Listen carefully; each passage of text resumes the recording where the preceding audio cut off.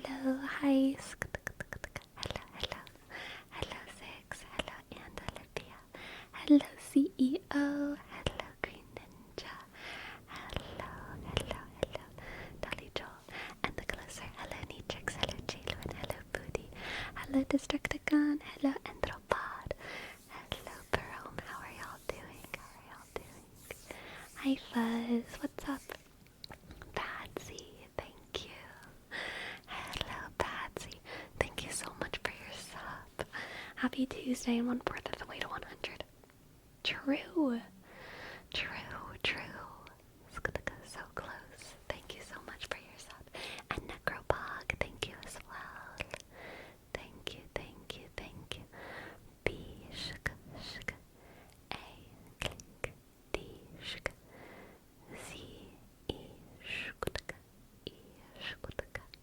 Thank you, Patsy, and Necropog. N, click, E, shk, C, R, click, osk, P, shk, osk, G, click. Thank you, Necropog, for your 2 months. Thank you. How's your USB? It's doing great. It's doing great, my friends. I was very afraid that it was the port that was messed up because I had a Zoom a couple years ago where the port got messed up. And that's a much more difficult thing to fix. I mean, I didn't fix it. At that time I just had to buy a new Zoom. So I'm glad that it was just the USB. And it makes sense because the USB cord is pretty old. So, yes. Unfortunately, I won't be talking much this stream using busting my butt tearing down a trade show. Oh, good luck, Golden Oreo. Sounds like a lot.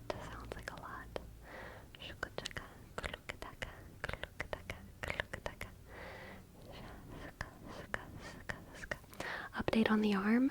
I am not in my sling. So that's exciting. I still have my strength is like very good. I have a lot of strength in this arm now, but my mobility is still very bad, so I can't put this cup all the way back on my desk. I need to use the other hand. So mobility is still pretty bad, but strength getting better. And so because of the strength, I don't feel like I need it in the sling anymore because I still can't relax my arm like flat down at my side. It's kind of in sling position because I can't straighten it. But I have enough strength now that holding it there doesn't hurt at all. So I'm happy about that. Golden Oreo, thank you. Thank you, Golden Oreo, for 5 subs. Amazing. Thank you so much. Thank you, Golden Oreo, for your 5 gifted subs. G, click, osk, L, D, shk, E, sk, and underscore 0, R, shk, E, click, O. Thank you, Golden Oreo. And the Real 12 Gaming. Hello, good evening. And Tom, thank you for your prime. Thank you, Tom. Dishk, osk, M, click, ishk, hk, disk, G, squataka. Thank you. Thank you, SLG. Yes, I am very anxious to have full mobility of my arm again. I really want to be able to stretch it, and I really want to be able to reach for things, and all of that. So, hopefully things continue to improve. Hopefully.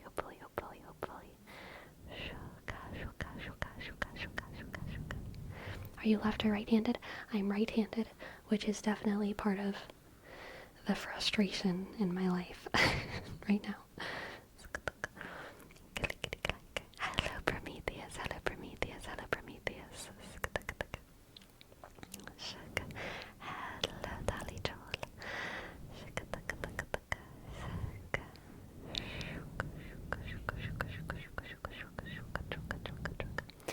It is still pretty bruised looking, but so I don't know. I'm back and forth about like in public wearing the sling or not. Because I kind of feel like maybe in public I should still wear the sling just because it does look pretty gnarly, but I don't know. I'm not sure about that yet.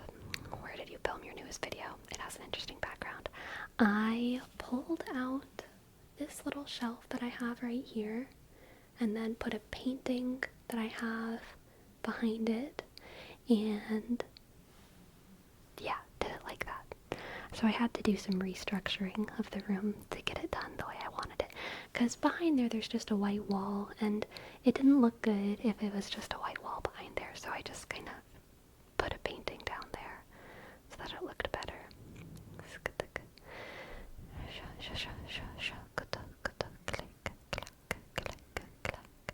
I thought you were on the outside. No, never, never outside. Never.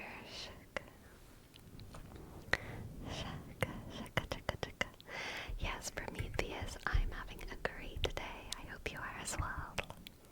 Hope you are as well.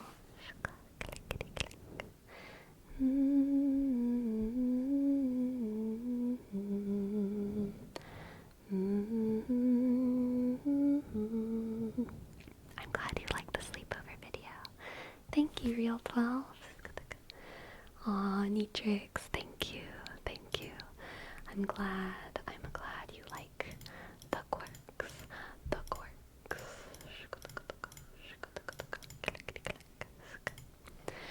Hi, Sleepy, I can't stick around for long because of work, but I wanted to drop in and say hi. Aw, thank you for saying hi. Hello, hello, hello, hello.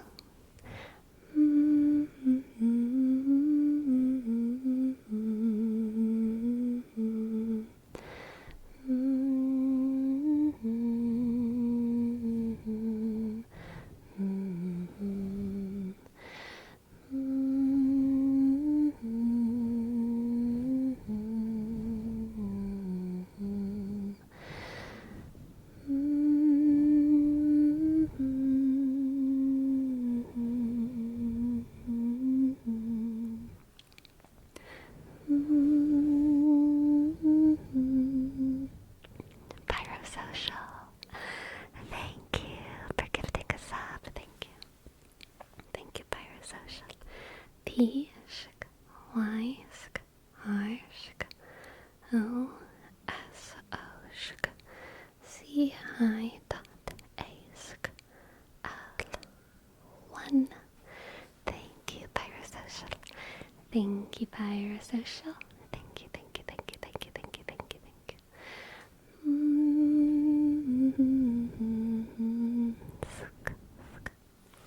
So, I've been thinking a lot, about the faces that I make today. Not on purpose. I'm a very expressive person with my face a lot. And to my memory, I've always, in thumbnails? No, just in life, while streaming, while talking, while being a human being on the earth. The faces that I make. A very productive thing to think about. All of us should really be analyzing the faces that we make on a daily basis, I think. That's a joke. You shouldn't do that. That would be, not a good thing, probably. Someone commented on my, I'm back, here's where I've been update video. And I was looking at the comment, and so I clicked on the video because it had been a really long time.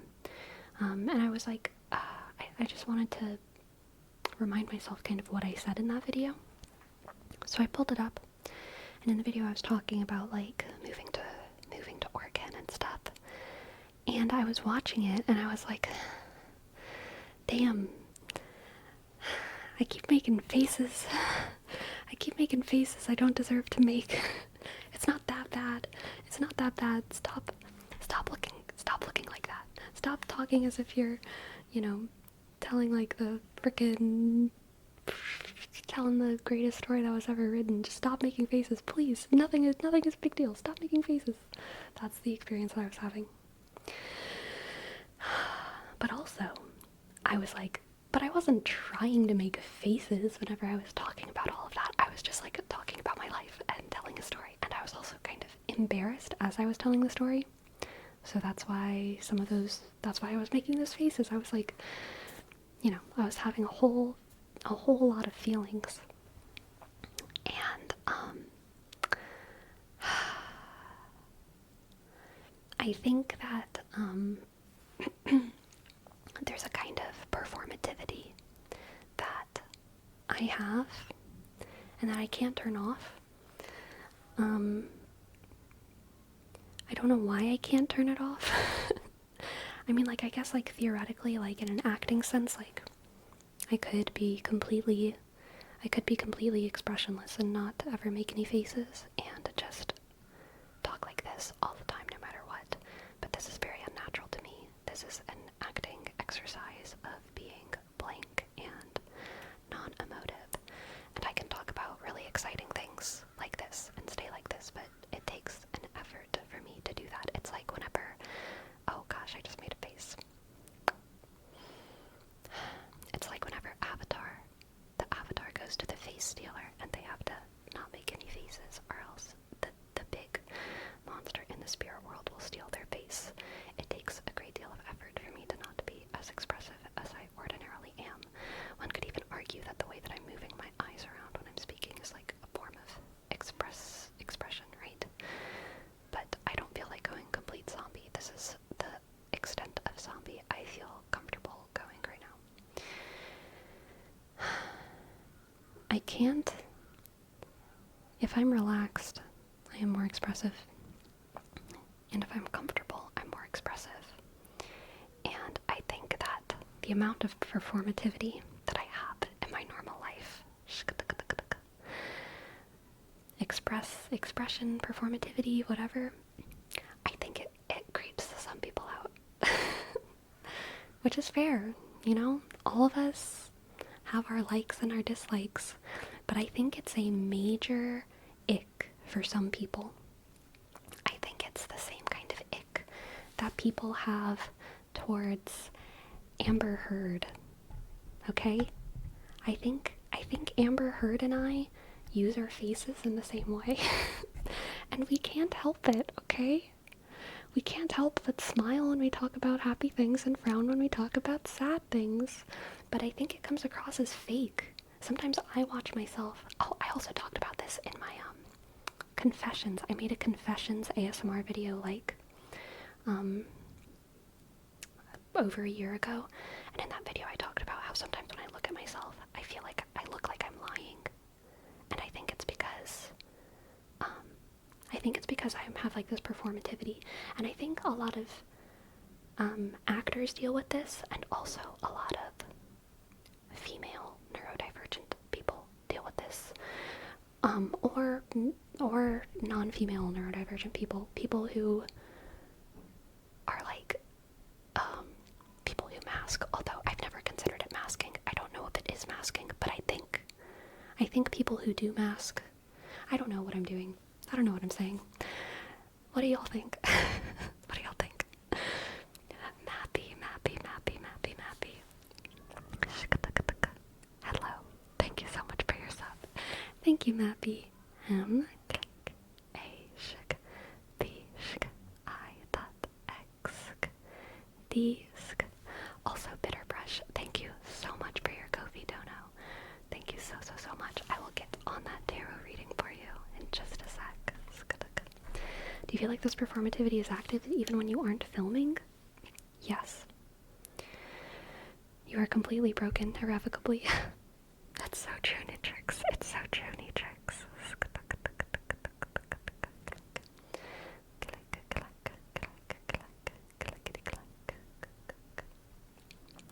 I've been called out like that for acting too positively when talking about something sad before. Yeah, for sure. Being expressive is something natural. Everybody is expressive in their own way. Yes, true. Being expressive is great. I think it can be seen as disingenuous, but that's usually because they don't know that person. Yeah. Yeah. I absolutely have an expressive face. I have a cartoonish smile and cartoonish frown, and I frown a lot involuntarily. Yeah. I sometimes make goofy faces instinctively that I later get embarrassed about. Yeah. A lot of times, sometimes okay, not a lot. This has happened like 4 times, but every time it's stuck in my memory because it's the kind of comment that sticks in your memory. There's been times when someone's been telling me a story, and then like I'm listening to them telling a story, and then they like pause and they say, "Why are you making that face?" And it's because I'm listening so hard, but I'm like getting invested in the story, and apparently I'm making a face.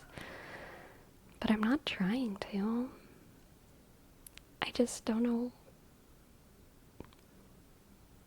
I don't know. I'm not thinking about it.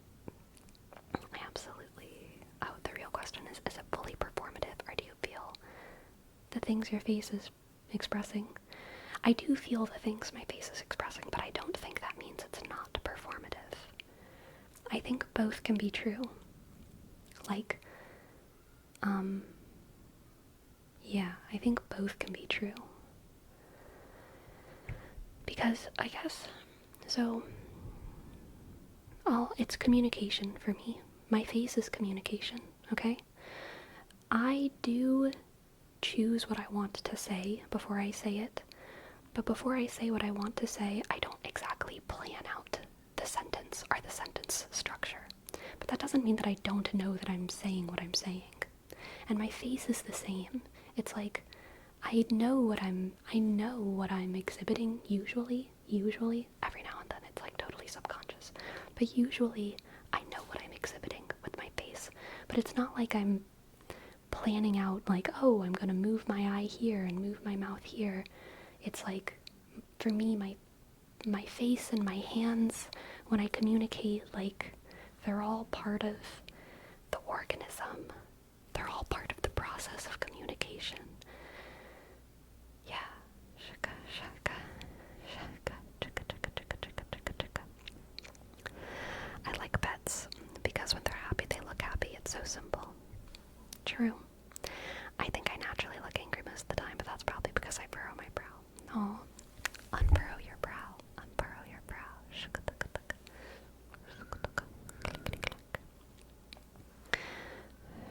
Before I say anything, I have to say it in my head for like several times. Sometimes, depending on the situation, I'm like that, but usually in life, I'm not. That happens to me with my voice. When I'm talking, I tend to have a voice that varies a lot, as if I was telling a story, even when I'm just normal talking. Yeah, that's fair. That's fair. Yes, phone calls are the worst. I agree. I do have to plan out my phone calls. Very detailed.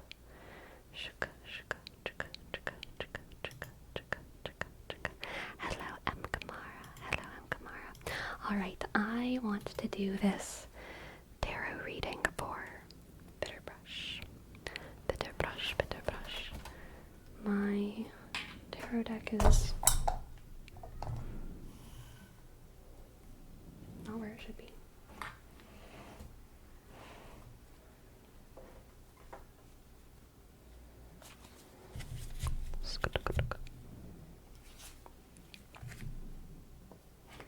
Okay, let's see.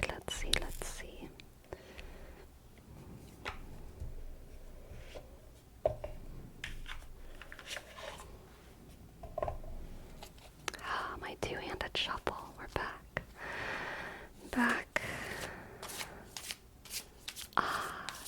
This is the first time, y'all. First time I've done a two-handed shuffle. Two-handed shuffle for Bitterbrush. Okay, Bitterbrush. We have the Queen of Swords. The Queen of Swords. The Nine of Cups.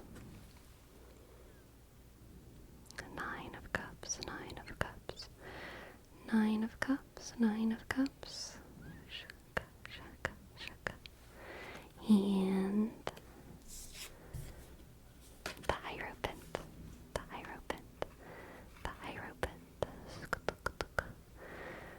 Queen of Swords, the Nine of Cups, and the Hierophant. Interesting.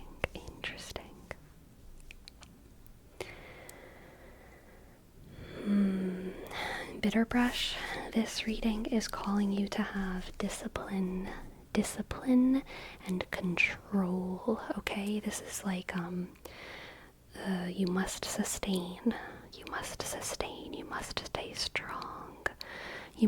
strong, you must, keep doing what you're doing even though you're not being rewarded for it quite yet, because it is the right thing to do in the long term, and you know it, okay? You know it. The Queen of Swords is very smart. They have good intuition, good instincts. The Hierophant is disciplined and orderly and knows how to both make and follow rules. And the Nine of Cups is about a sort of pending joy, okay? I'm about to transition between jobs and I'm taking a pay cut for some mental health relief. That totally makes sense, and that's totally fair, okay? That's totally fair. Yeah, stay the course. Just ride out these last few waves, and then boom, you'll be free, okay? You'll be free. Let's get one more card. Yes. We have the Three of Wands. There's a lot of possibilities in your future, Bitterbrush. You're like on the precipice of possibility and opportunity and so much freedom.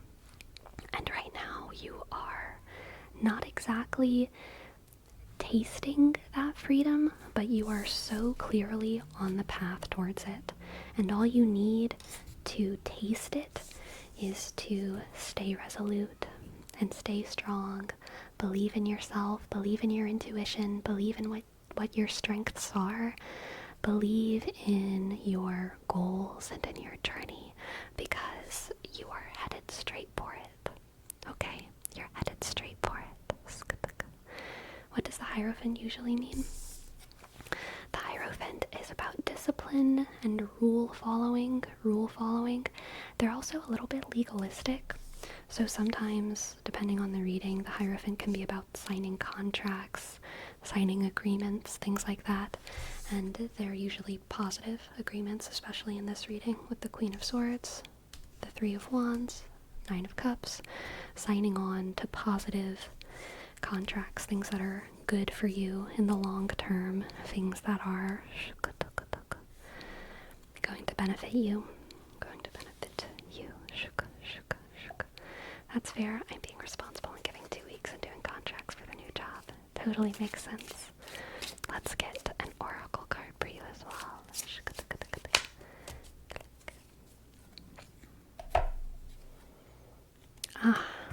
Leo. You gotta get your own kind of tingle. Sing your own special song. That's what Leo is saying. You get to define your joy and your whatever thriving is for you. You get to define that, okay?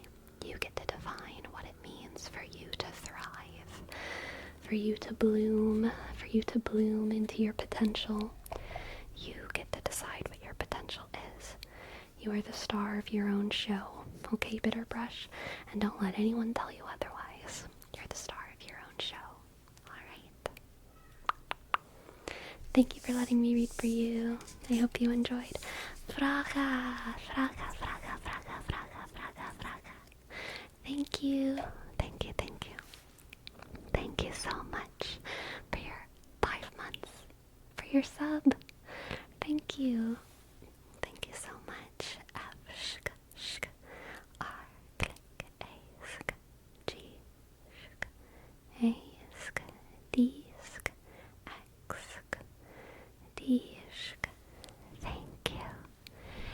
And for Archer, we have a word wrap for toasted coconut. Toasted coconut. Toasted coconut. Toasted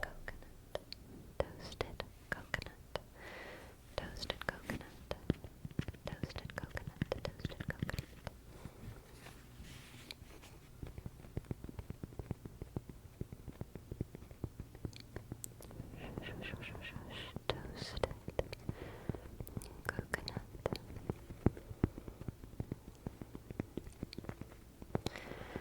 Toasted coconut. Toasted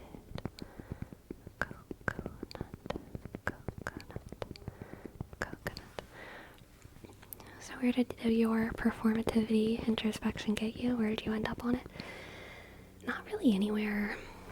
I don't know. That's kind of why I wanted to throw it out towards y'all. I think what I'm more interested in is like, or not more interested in, but there's a lot of people who are very, I guess, like, icked out by that, and I want to know why. I guess that's the question. I want to know why people are so icked out by it, because I look at other people who are kind of performative, and people who are very eloquent, or people who are like doing something with their faces, with their words, that's just a little bit more than subconscious, and I usually like it. This is like one of the only things that I really like about Jordan Peterson, okay? Is the man has a way with words. Don't agree with what he says, but sometimes when he goes on a rant, I'm like, damn, he is using words. These are complex sentences, and he is stringing them together beautifully. They're not good sentences, but that kind of aspect of his performativity is something that like a lot of like professors and whatnot have, and it's something that I like. It's something that I like. I wish I were more eloquent.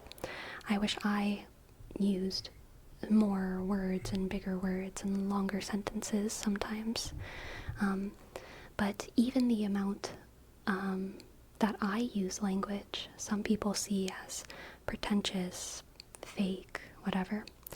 This hasn't come up online very much, but this has come up in other conversations that I've had with people. But it's interesting, I think, that there's such a division between people who like that kind of speech and people who hate that kind of speech or way of being.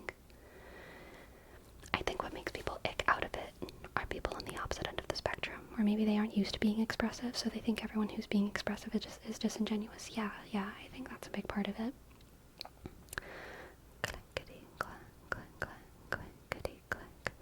Because there's some societal consensus about faces, tones, postures, and if you don't follow the rules, then it's perceived as weird. Well, that's definitely true, yes. My dad is very non-performative with his emotions. He finds my performativeness to be very annoying. It's like an overstimulation thing for him. Ah, interesting. Overstimulation. I haven't thought about that perspective.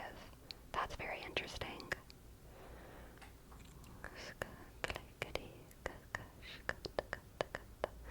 I like it in writing, not much spoken. Interesting. Yeah, so another person who I think has this spoken is, oh gosh, I can't think of her name, it's gonna kill me. Patsy Rodenberg, she's a voice professor. You can hear her talk about stuff online. She's so eloquent.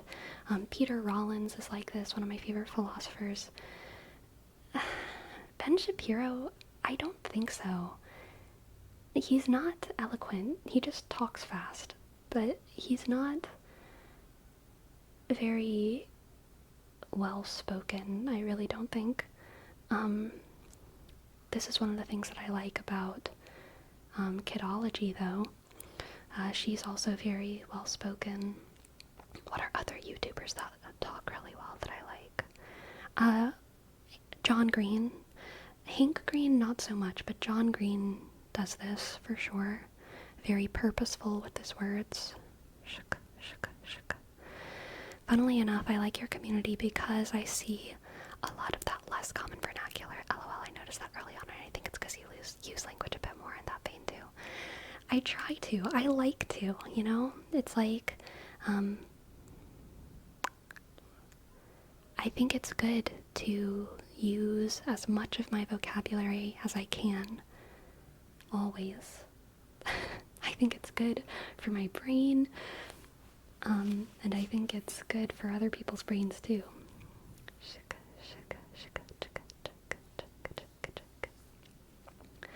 Would you get the ick on the opposite end of the spectrum if someone is not expressive at all? Do you feel like that's a performance to be stoic? No, I don't. Very few things give me... Oh, you know what?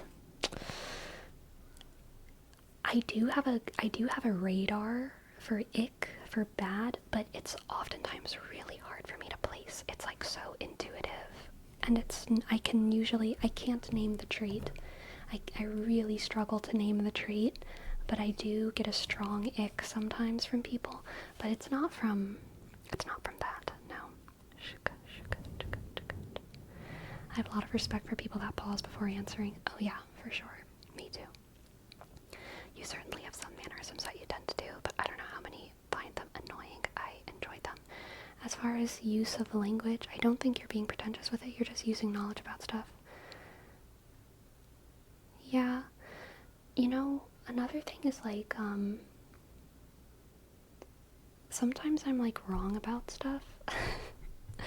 I'm like wrong about stuff, and I don't always know that I'm wrong until later. You know? And then I feel bad for saying things so confidently. You know what I mean? You know what I mean? So that sucks. I'm wrong about a lot of stuff. Okay? If ever on stream I'm talking about like science, there's like a 60 to 70% chance I'm just wrong, no matter how confident I sound, okay? Because like I'm interested in science, and so I like read science stuff and I like watch science documentaries, so it'll like come up as a topic, but I'm so bad at explaining stuff. I'm just wrong. I'm just plain wrong. Something like about math, like I'm not pretending to be smart about science, but like I know I'm not interested in math. I'm bad at math. No one thinks I'm good at math. I'm never confident when it comes to math, but I'll like watch a nature documentary and have takeaways from it that are just like wrong, and then I'll like talk about it on stream. And I'll be like, I learned this thing about the water cycle, and then I'll just realize I was wrong. Which is not good. But you know, I like to think no one's on my stream because they are like looking for scientific information. Okay. 60% of the time it works every time. Exactly. I like to think being incorrect is the spice of life. Yeah. The difference is that you realize you're wrong. Not immediately. Sometimes I don't notice. Until like long after. And then I'm like, I guess on that stream 2 months ago I lied by accident. Whatever. And then I never talk about it again. I can't think of an example right now, but I feel like that's happened before.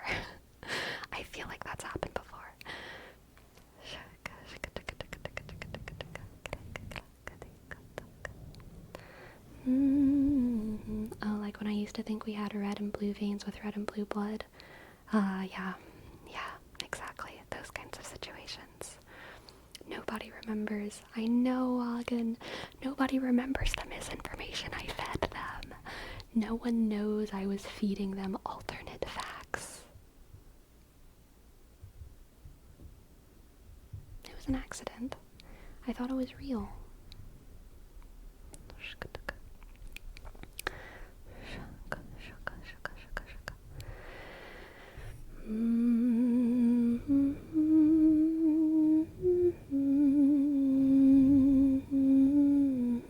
Are you telling me envy apples aren't the bee's knees? So, the envy apples were like out of season for a while. But the other day I went to the store and I got some envy apples and they were good again. They were freaking delicious. Solid 9 out of 10 apples, okay? So they might be back in. Y'all. But I'm not totally sure. They shouldn't be small. I think the ones that you got Destructicon were small. But the ones that I get are like pretty big. They're like pretty hefty. The envy apples here are subpar. I'm sorry, Green Ninja. Shika, shika, shika. How's your arm so far? It is a little better. It's not in a sling, so I can do like this. Shaka, shaka, shaka, shaka, shaka. I think it's calmed down enough that I can probably.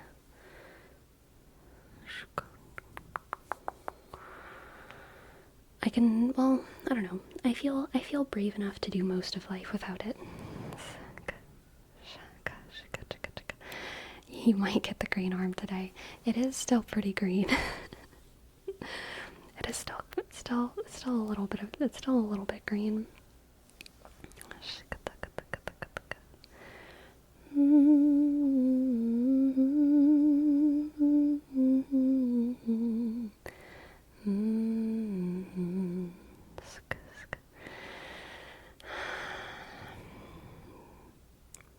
Do y'all really want to see it? Do y'all really want to see it?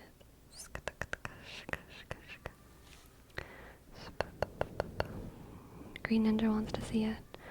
Hagen wants to see it. Foodie, Gisley, Destructicon. Okay, I need to use my other hand for support here.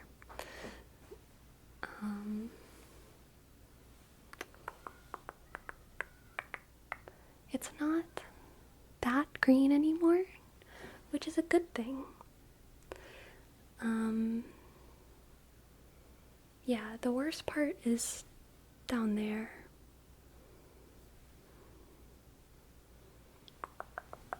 Shuck. Just a little moldy. Yes, just a little moldy. Not that bad. I was expecting something really bad. Ah, happy to disappoint. Happy to disappoint.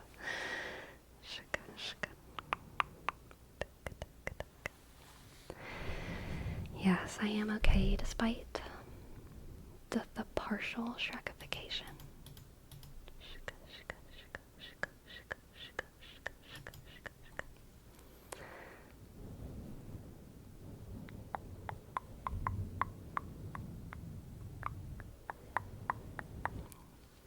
Just a little moss, just a little moss. It was a roller skating accident. I fell. Clearly you're acting up. It's still attached. It is still attached. Yes. Yep, no bone came out. No bone came out. Thank goodness. Thank goodness.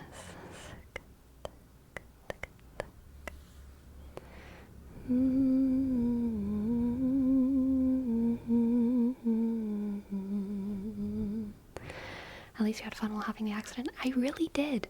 I was having so much freaking fun. It makes me so sad and so angry. Because I really wanted to keep roller skating.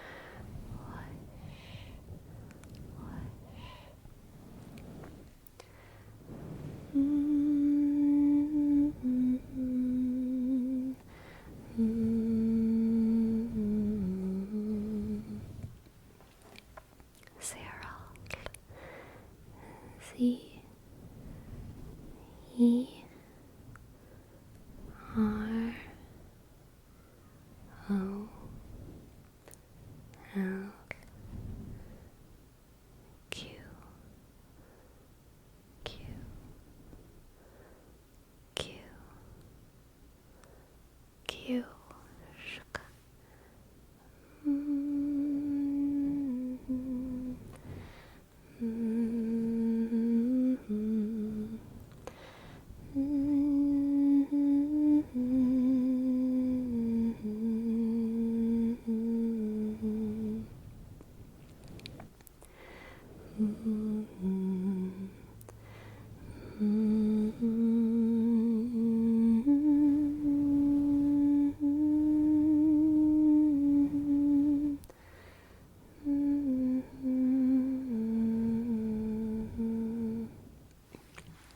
Do you watch TV shows?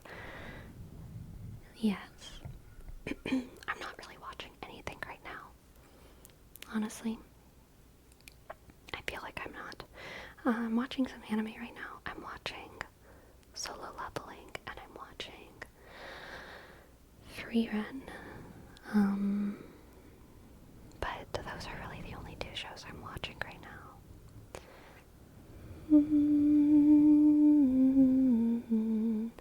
If you had to have your arm be one unusual color, what would it be?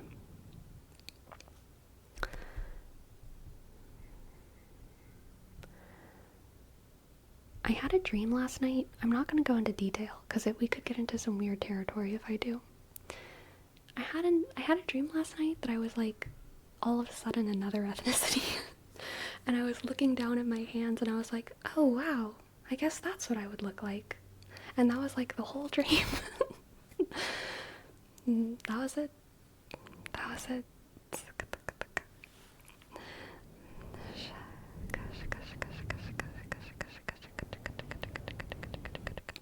But if I could just choose a non-human color to be, I mean, probably like lavender. Like Soraka colored, you know what I mean? I could go for like a lavender, a purple. Your subconscious asking questions, yeah, something like that.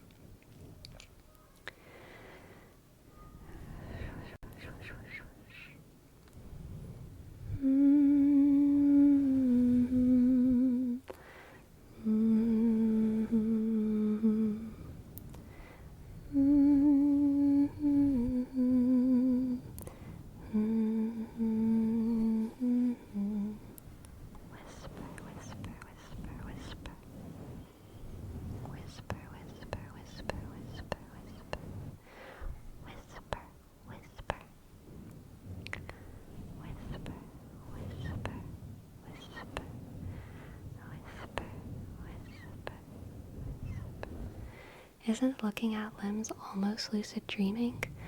I don't know. I feel like I look at my limbs a lot in my dreams. I don't know. I don't think I was lucid. I definitely did not know I was dreaming. I was in it. I was locked in, okay? I was like, dang, I'm a different color now.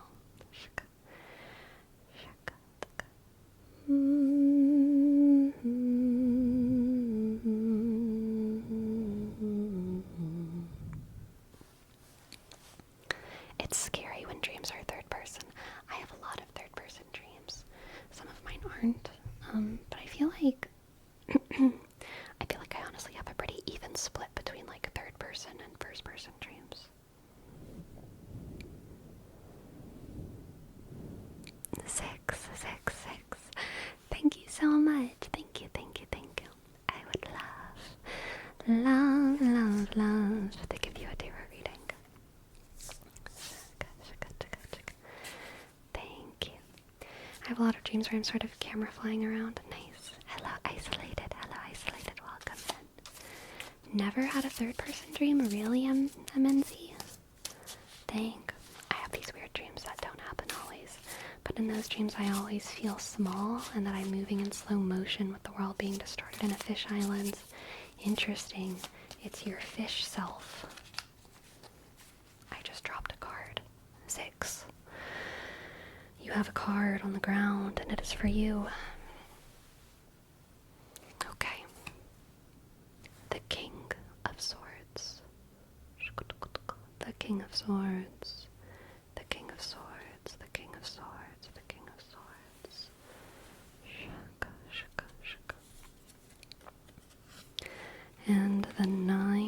of cups. Wait, no, not 9. Sorry. The 6. The 6. The 6 of cups. And the 8 of cups. Interesting.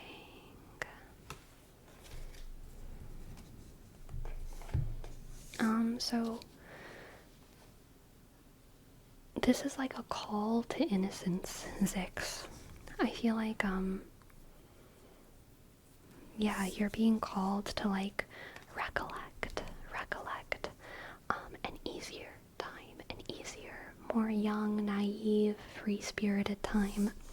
Whatever your happy, fuzzy feeling childhood memories are, you're being called to kind of take an introspective step back from your present and step into those happy, fuzzy, warm childhood memories, whatever they may be. And I think that there's some kind of wisdom to be found there that will help you in some kind of decision-making process. Whether you realize it now or not, I think that there's going to be some kind of decision process, some kind of wisdom, some kind of thing that you will, that will be benefited by you introspecting into the joy of childhood, okay? Introspect into the joy and warmth of childhood, and you will glean some wisdom there. You will glean some wisdom there.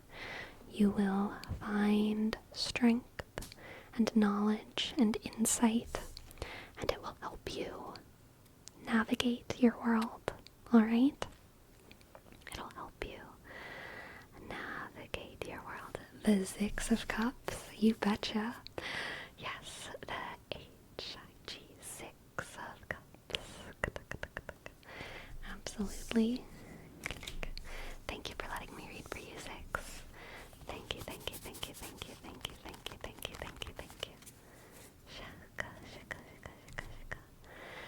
Hello, Vinny. Hello, Vinny. Oh, Trodanus. Here's your name, Trace. T, click, R, shk. O, D, sk. A, sk. I, dot, N, shk. U, sk. S. Hello, Trodanus. Y'all. Where's my, Hearthstone Battlegrounds girlies in the chat? Are y'all here? Is there anyone here who plays Hearthstone's Battlegrounds? Anyone under the sun? 7K? 7,144. 7,144. I'm so happy with it. Farewell, loser Mars. Have a good night. Have a good night. Yes, thank you. Thank you. Thank you, everyone. One-handed. One-handed indeed. I feel very proud. Very proud.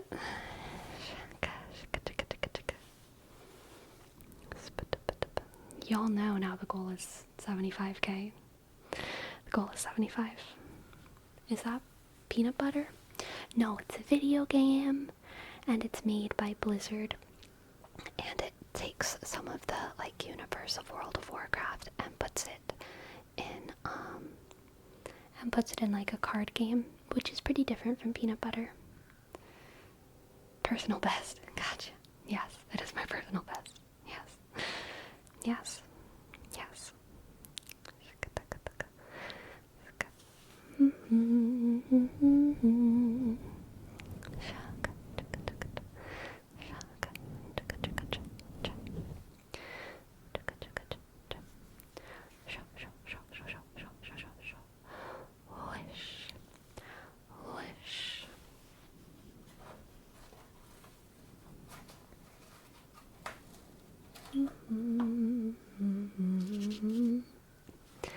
Sleepy, can I have a word? How does it feel to be in the top 2% of 5% of all players of the world? What do you recommend for people wanting to reach your level? You know,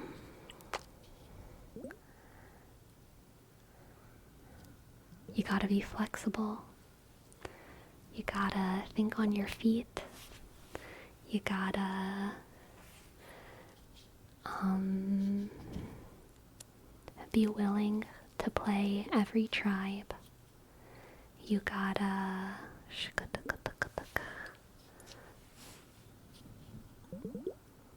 get good. Yes, I am standing isolated.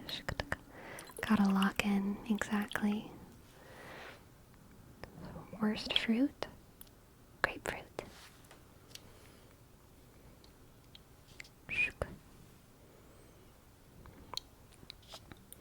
What comps have you been seeing such success with lately? I found that dragons are now like kinda my favorite. Dragons are kinda my favorite. I do a lot of dragons. I still like Quillbore quite a bit. I always want Naga to work, but it just... Naga almost never does it for me. Naga can almost never get me in. How many hours do you have on the game overall? Good question. Can I see that? Where do I even see that? Minimizing all of my tabs. Where do I even see the hours that I have in the game?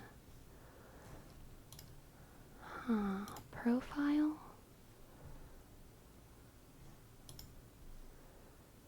I don't know. I have no idea. Some amount of hours.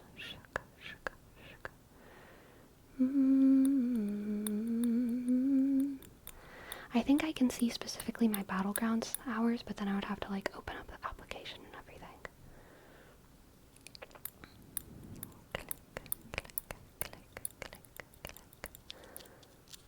Do you play on your computer? Yes, I do.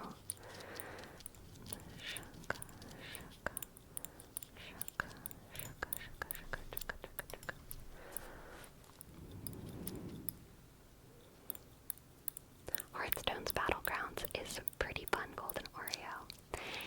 And it's nowhere near as toxic as League. Personally, I never felt like League was that toxic. Because it's not toxic unless you're toxic, okay? No one wants to say it. No one wants to admit it. League is only toxic if you're toxic, okay? If you're not toxic, you won't give a fuck, and it'll be fine. If you're not toxic, you'll be fine. But if you have some toxicity inclinations, then I feel like League can get to you pretty badly. Okay. But and I mean, in Hearthstone there's like no chat, so it's like impossible. It's impossible.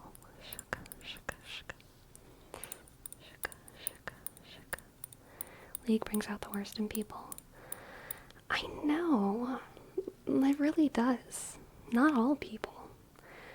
Other things bring out the worst in me. League did not bring out the worst in me. League brought out my competitive side. This is what I'm saying. League turns everyone else toxic. Okay?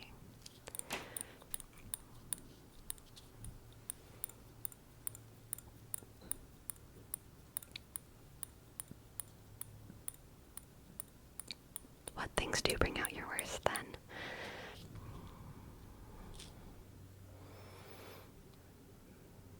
Movie theaters.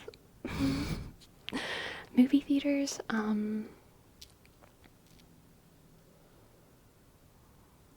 what else brings out my worst?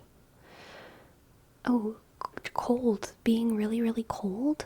Being in really cold places. Not good with that.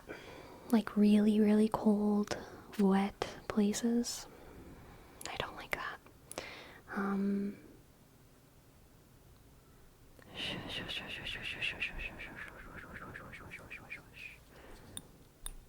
Movie theaters bring out your worst. I just like shut down. It's like a over stimulation thing, I think.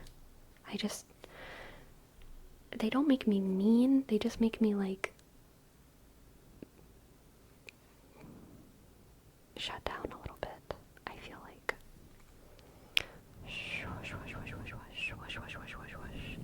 I feel like maybe if I went to a movie theater well, no. Why would I ever want to go to a movie theater by myself? I don't like movies enough. I don't like not being able to do anything while I watch a movie. While I watch a movie, I like to like wiggle around. I like to pause and have a conversation. I like to go get water. I like to have freedom. I don't like feeling forced to like sit still for 2 hours. And I'm not like super fidgety or anything. I don't think I'm super fidgety, but I just don't like feeling trapped. Sleepy cannot wiggle in a movie theater. It's true. Where are you supposed to wiggle? Where are you supposed to wiggle? Shush. When I watch a movie for the first time, I get locked in. That can happen to me, but it's much more likely to happen to me if I'm cozy. Like, movie theaters make me want to wiggle. If I sit on my bed with my laptop, then I will be like locked in, because I'm cozy and like I'm not overstimulated. But movie theaters induce impossible wiggling, okay?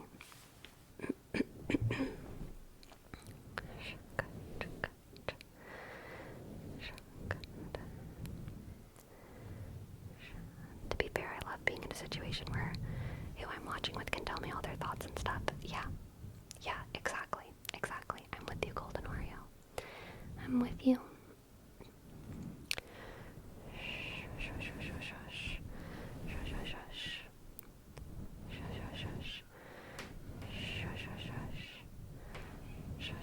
Some movies you need to see in the cinema. I'm calling cap on that one. I don't think so. Man. No, I don't think so.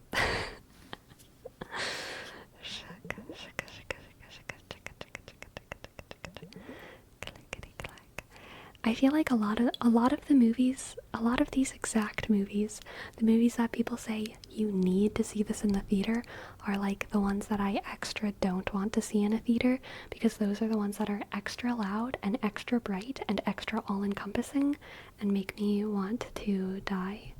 The movies that I don't need to see in a theater, like Bridget Jones' Diary, are like honestly way nicer in a movie theater. Okay. I mean, the one that springs to mind is Lord of the Rings. I can definitely I can feel completely immersed in Lord of the Rings watching it on my laptop, okay?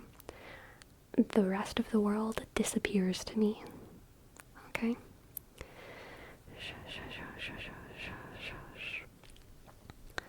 The only reason I like to go to the movie theater is if I want to watch a new movie that's only available in theaters, and even then I wouldn't go by myself. Yeah, same. Bridget Jones' Diary, that's pivotal to see in the theater. True.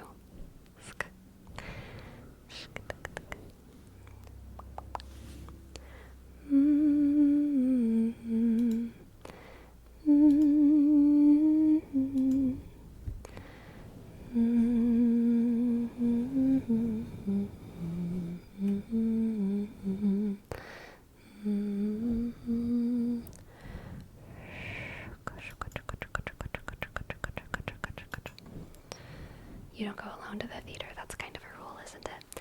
I am fully in favor of people taking themselves out on dates, okay? I would never take myself out on a date to a movie theater, but like, I think if people like movie theaters, they should totally take themselves out on dates to movie theaters and whatever else, okay?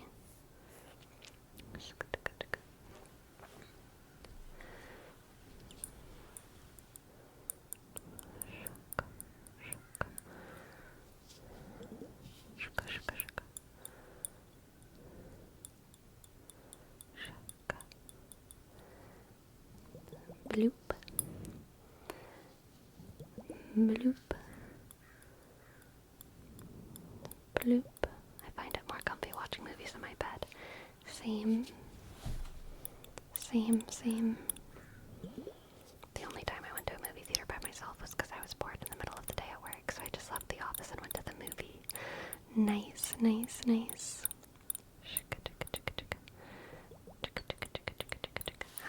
6. How kind. Thank you for sponsoring. A read for Kusabimaru. Kusa. This reading is for you. Let's see what the cards have for Kusa.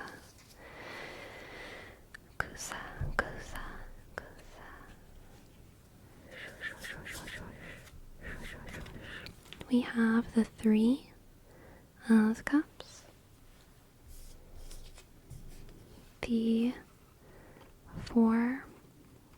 6 rather, 3 of Cups, the 6 of Pentacles, 3 of Cups, 6 of Pentacles,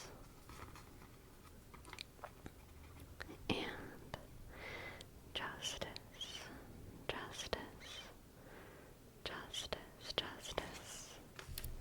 Okay, Kusa.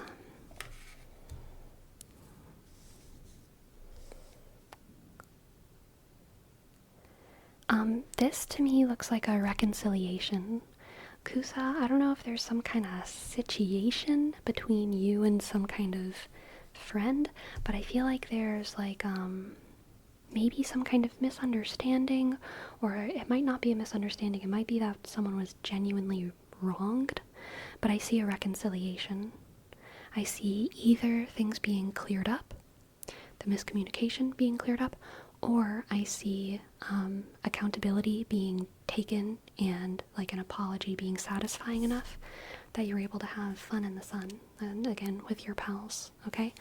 The 6 of Pentacles is all about kind of reciprocation, and Justice, of course, is about the most fair outcome happening, and I see that, I'm pretty sure that the most just outcome happening here is going to be the one that ends with you and your friends having fun in the sun again, okay? And so I think that some kind of apology is happening, or some kind of clarity, something that makes things feel even again, something that takes an uneven ground and aligns things again, something that takes uneven perspectives and aligns them again, so that you're able to have fun with your friends. So some kind of reconciliation is on its way. Kusa. Some kind of reconciliation is on its way, and you will be able to be reunited with someone. Let's just get to one quick oracle card. Scorpio. Honesty.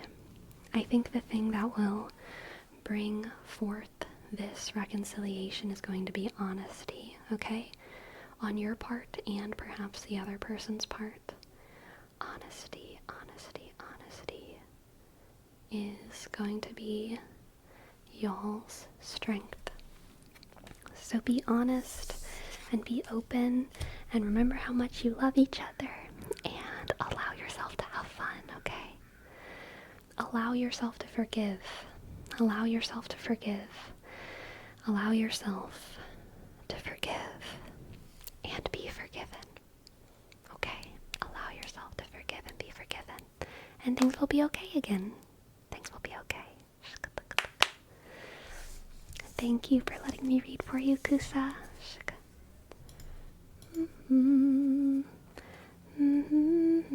Speaking of allowing the world to forgive you, oh my word. Have y'all heard the Andrew Huberman drop?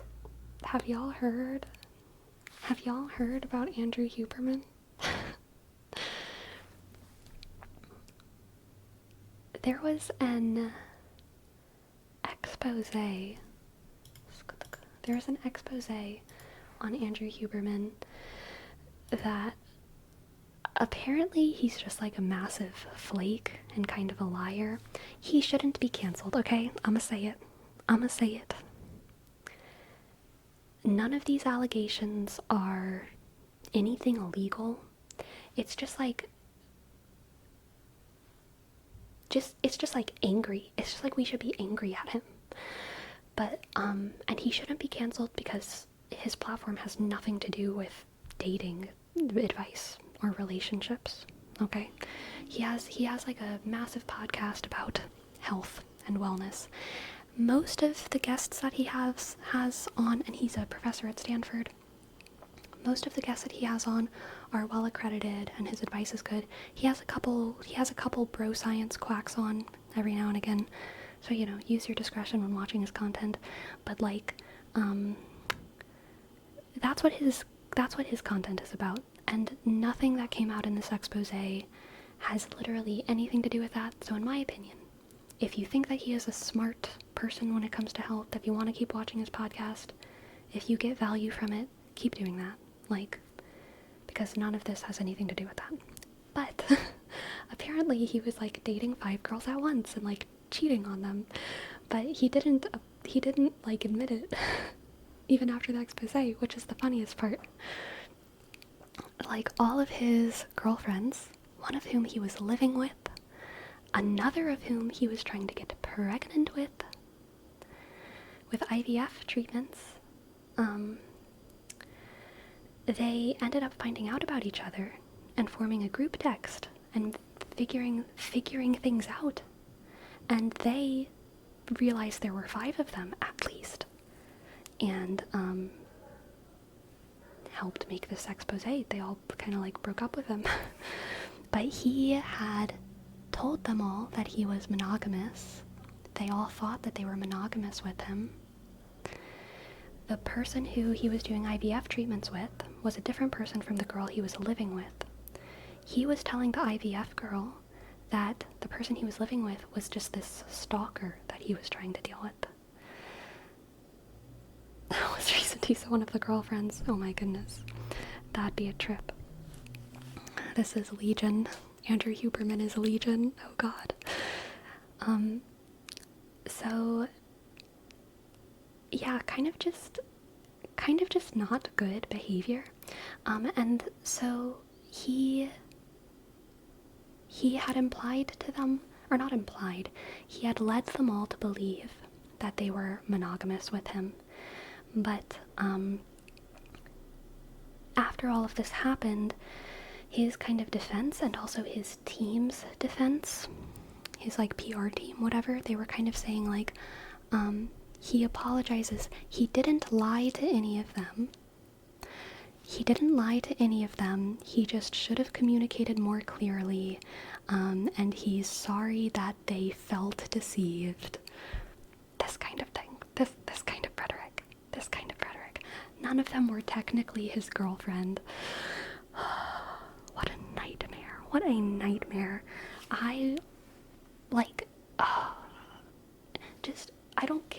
I literally don't even care that it's Andrew Huberman. Just hearing a story, just hearing that these kinds of people exist who treat women this way, who treat their partners this way, who treat people who they love this way, makes me want to like tear my hair out.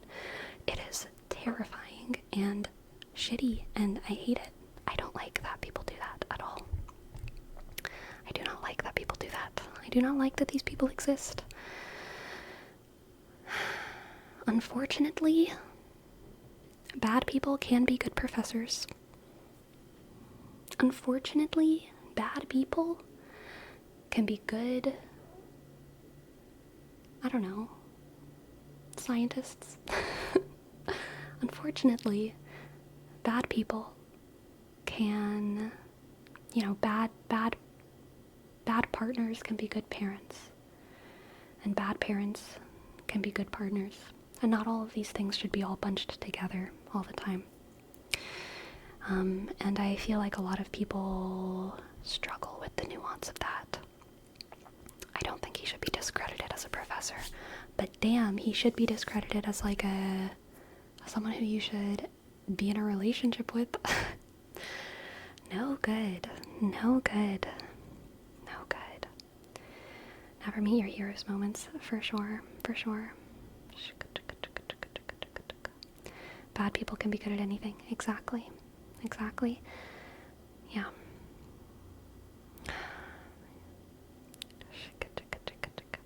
I think sometimes the general public forget that famous people are human, yes, and are going through stuff, yes. An example being Kanye West. The dude is bipolar. I agree what he says is awful, but I really don't like that we attack people we don't actually know. I agree. We don't know celebrities' backgrounds and upbringings, and some of them may have mental health disorders I don't want to discuss with you. Therefore, we'll make mistakes, and we jump to attack so fast. Yeah, for sure. I agree. I think one of the most interesting things about the whole thing is like that people would assume someone who has like a successful health podcast, people would assume, why would people assume that their love life is healthy? Not that they should assume it's unhealthy, but like why would they make any assumptions about their love life? But clearly, because of the way he presented himself, because people, if someone is good at something, people cast all these beliefs upon them of like, oh, they're a good man, they must be good at these things, they must be a good partner. So now the internet is all like surprised, but it's also like,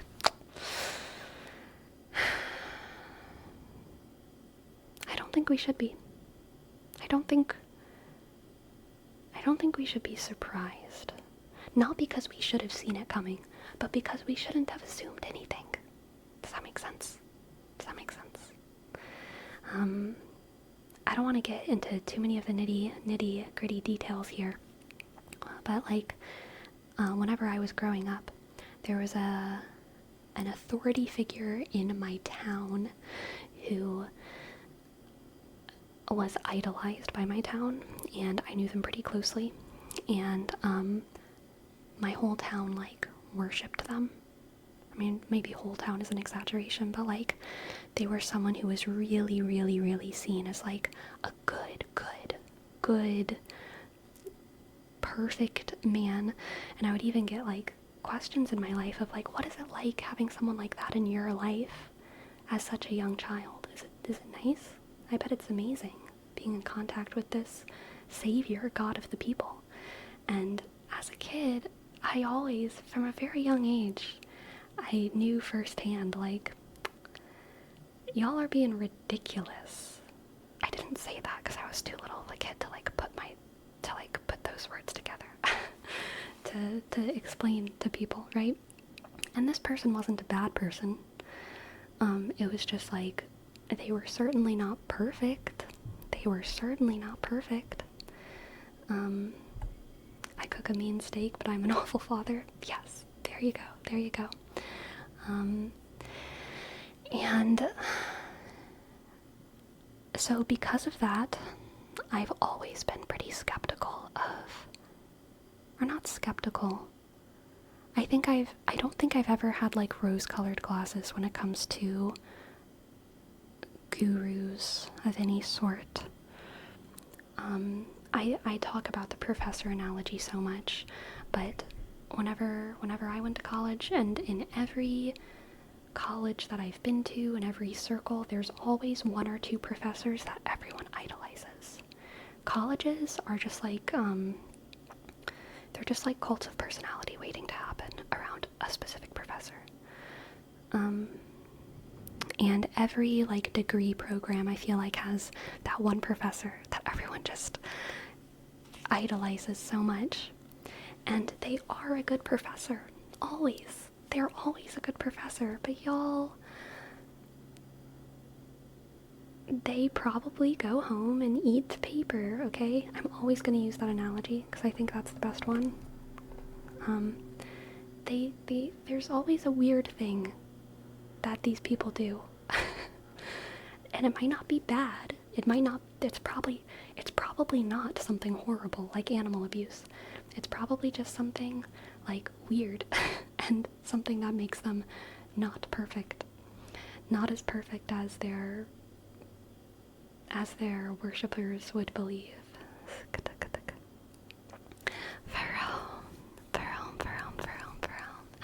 Thank you.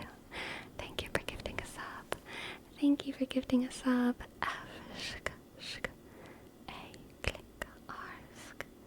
Okay. O-M. Thank you, Pearl. Thank you, Pearl. I don't think eating paper is a saying, but it's what I like to use because it doesn't target anyone.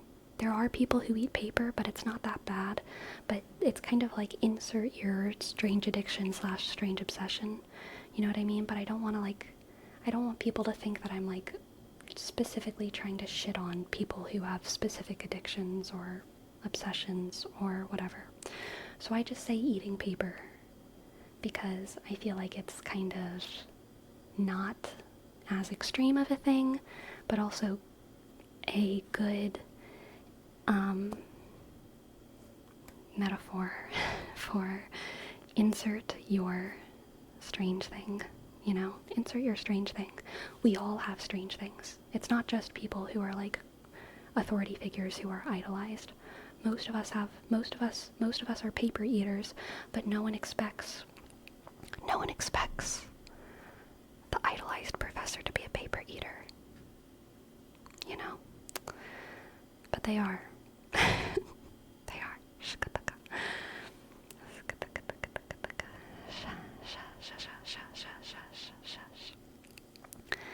Okay, so I too have bipolar, and I can confirm that not being on meds, I've been a horrible person when I haven't meant to be. I have thought people are bad because of the psychosis of mania, attacked people for no reason whilst thinking I had a reason, the list goes on. I cannot even imagine the pressure of hundreds of thousands of people attacking me after each slip-up. It's just a take I have because there are hundreds of other health. Yes. Yeah, I feel that, Branty. I feel that so much. I think the internet is terrifying because of how big it is, and because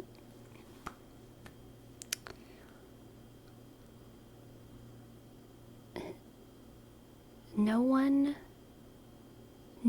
should have the skeletons in their closet shown to the entire world. Like, there are people who need to be held accountable for things, but I think it's very sad and very scary that, like,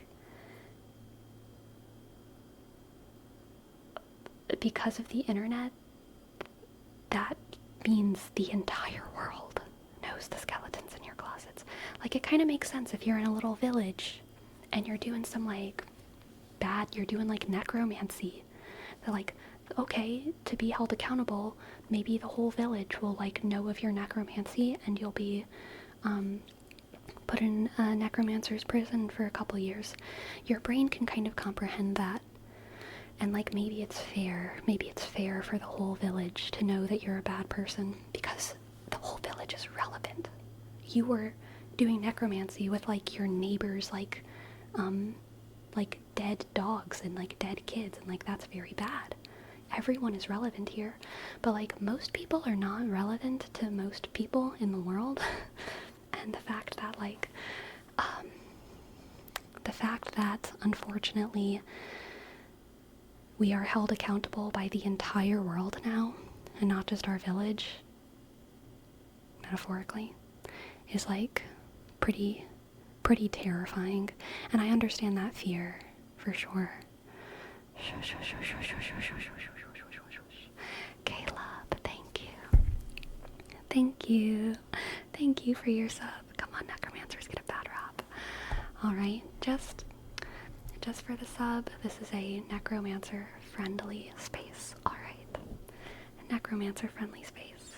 Okay? Shk, shk. L, click, U, sk, B, shk. 1, 9, sk. Thank you. Thank you. And Dr. Bays, here's your name trace as well. D, shk, R, sk, underscore. B, shk, H, sk, A, sk, S, O, shk. Thank you.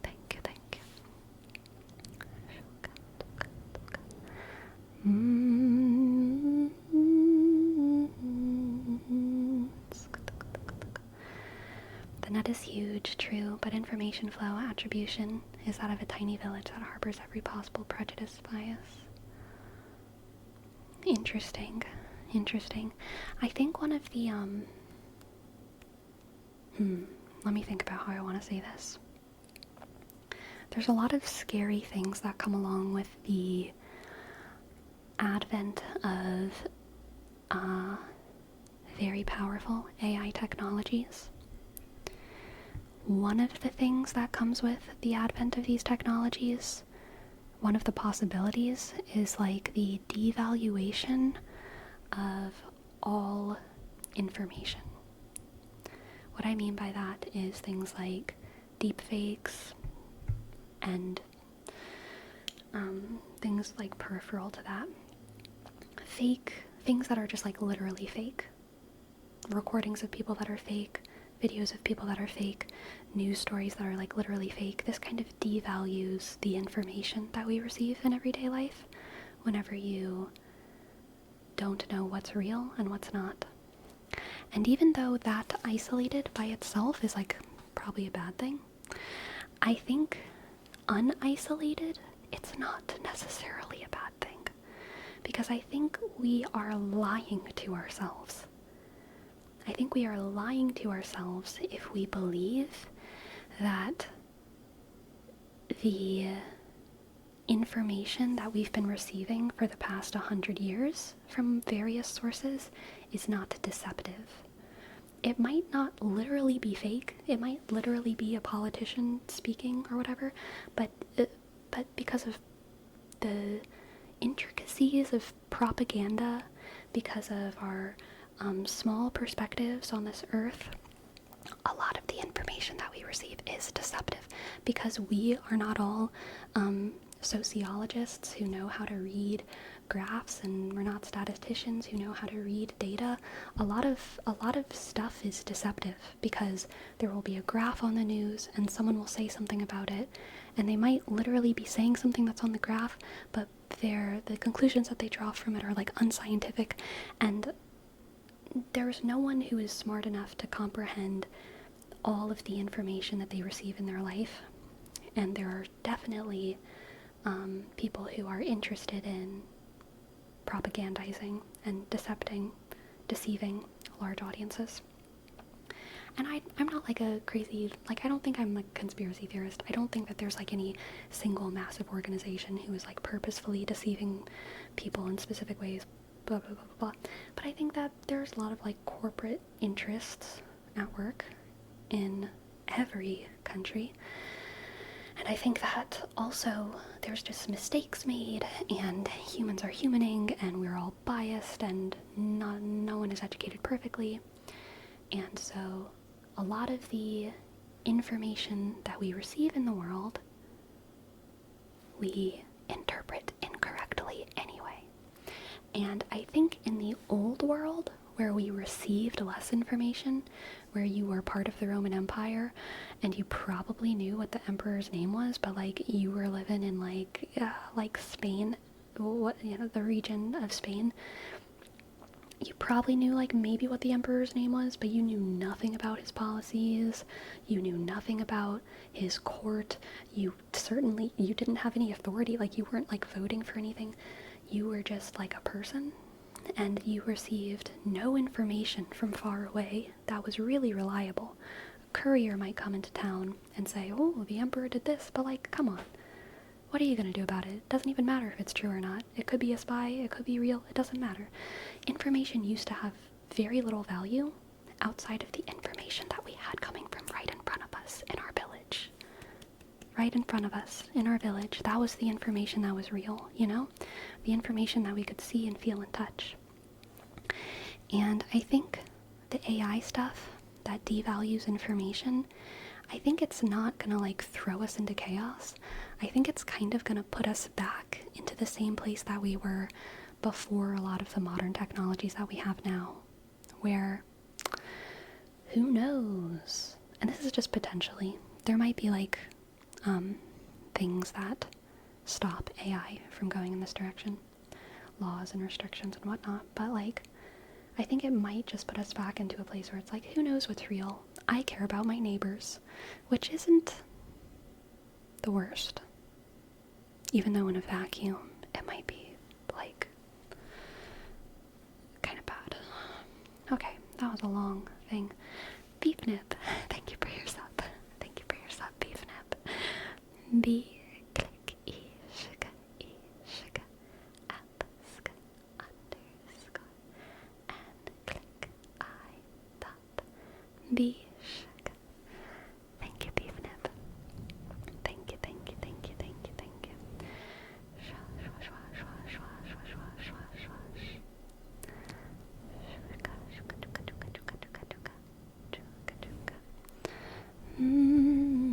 What's scary about AI is that you won't be able to trust video audio of people saying something because it's maybe AI generated, and that's the point. How do you identify what's true? You don't. You don't. It's the whole thing. Only in-person info. Yep. I also think on the celebrity side of canceling people, jealousy plays a massive part, but that's a whole different subject. Oh, yeah, for sure, for sure. People like to, I think people assume that a lot of celebrities are on high horses, and some of them are, but a lot of them aren't. A lot of celebrities are just like people. Like, they're not like crazy big egos or anything. They're just like doing their thing. And people want to like take a celebrity down because a celebrity is way easier to take down than capitalism. Am I right? And what are we really suffering from? What are we really suffering from?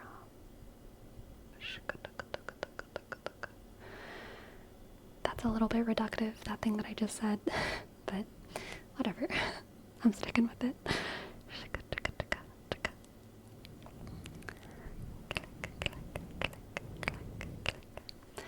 I agree, but that's happening even now. Do you trust 100% of the info on the internet? No. Yeah, exactly. That's kind of what I'm saying. I think we're lying to ourselves if we think that we have known anything in the past. I feel like around the past 100 to like the turn of the century, the turn of the 19th century, with a lot of these new technologies like phones and cars and radios. I guess radios were, when were radios starting to be a thing? Late 1800s, maybe.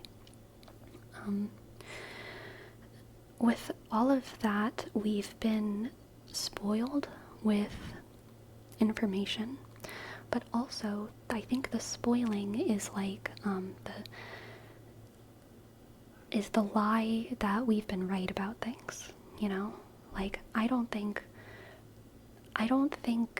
we've ever known more than that Spanish person in the Roman Empire. You know? I don't think we've ever known more than them. I think we've just thought that we have. We've known a little bit. We've known the emperor's name. We know how to get up every day and operate in the world. But, like, there's so much that we don't know. And I think that the age of information has, like, fooled us into a false sense of,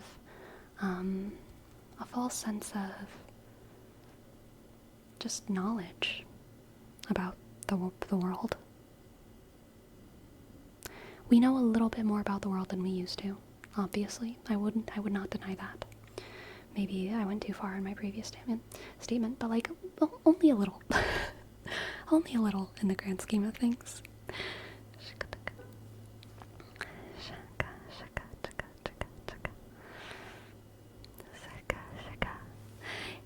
Irakanji Shaka. Thank you so much for your 3 months in advance. Amazing. Thank you. I click R. Ask. Kashk. Shk. A click N. Shk. D. Shk. J. Dot. I. Dot. Thank you. I heard a song by Lil Peep by an AI and it had his voice spot on. If I wasn't told it was AI, I would have literally thought it was a song I hadn't heard by him. Yeah. A lot of ancient Roman sources are riddled with propaganda, which makes it hard for historians to determine the truth. That's what I'm saying. We've always been immersed in propaganda. And I don't think that it's a crazy conspiracy. I think it's just a lot of individuals with their own set of interests and a lot of bad communicators, and a lot of playing telephone through many, many, many channels. Yes, Spooderman, I see. Swaz, swaz, swaz, swaz. Word rap before, not Spooderman. Swaz, swaz, swaz. Swaz, swaz, swaz. Swaz, swaz, swaz. You need to build up your systems of people you can trust. Yes, you need to build up systems of people who you can trust. Swaz. And I think we all need to embrace unknowing, okay? We need to embrace unknowing. We need to embrace enjoying the mysteries of the world, of ourselves. And yes, even the mysteries of our nations, okay? It's okay to not know. What are you gonna do about it? It's okay. Just enjoy your life. Swaz. Swaz, swaz, swaz, swaz, swaz, swaz, swaz. Swaz, swaz, swaz. Swaz, swaz. Swaz. Swaz, swaz, swaz. Looks like we just have to have faith that the streamer isn't lying to us about some science fact. Ah, no.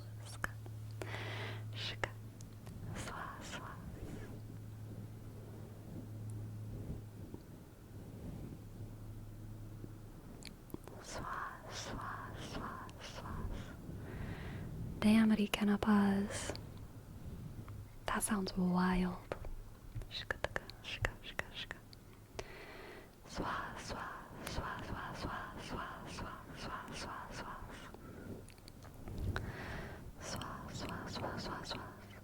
Save the rainforests, okay? And also the people. The people and the rainforests. Save them both. Save them all.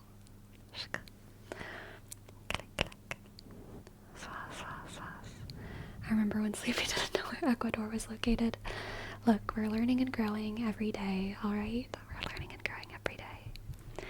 Swaz, swaz, swaz, swaz. Swaz, swaz, swaz, swaz, swaz. The other day I googled if the Arctic Sea was the same thing as the North Sea. Swaz, swaz. So we're all dumb. It is the same thing. I've also googled before, is mowing the lawn the same as cutting the grass? Do y'all call it mowing the lawn or cutting the grass? Someone told me the other day that they were that they were mowing the lawn, and in my head I was like, I think that means they're cutting the grass. But I don't know. So I had to Google it. It's the same thing. It's the same thing.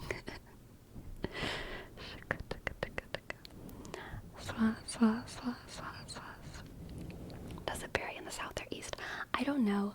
This might just be a me thing. It might not be regional.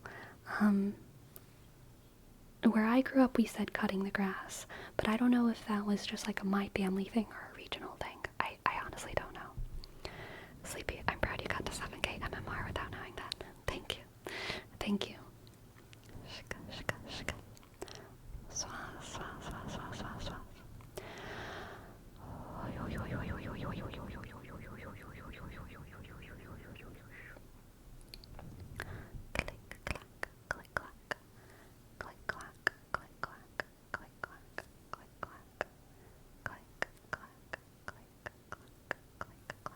My hair is super frizzy today. I don't know what I did to get it this frizzy. I noticed it whenever I was doing Six's tarot card reading, and I just like bent down and up again, and just that single movement of bending down and bending up, my hair was like so I don't know what's up. Me and you both, sister. Glad we're in it together.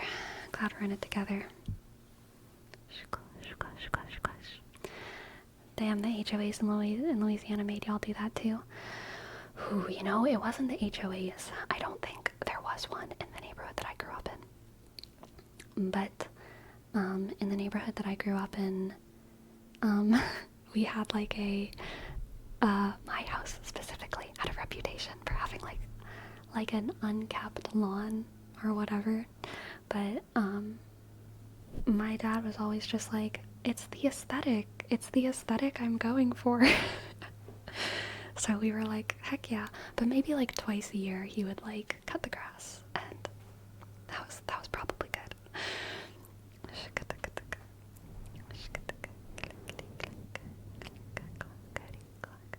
We had a lot of trees in our yard, which does keep the grass kind of lower, like, so it was never like crazy high tall grass. There wasn't a ton of weeds. It was more the leaves were more of a problem. Leaves and sticks that would fall from the trees, because we had a lot of trees in our yard, and Louisiana has a lot of storms, and so like our lawn would be kind of covered in like branches and leaves and like stuff. The grass did, the grass was a secondary issue.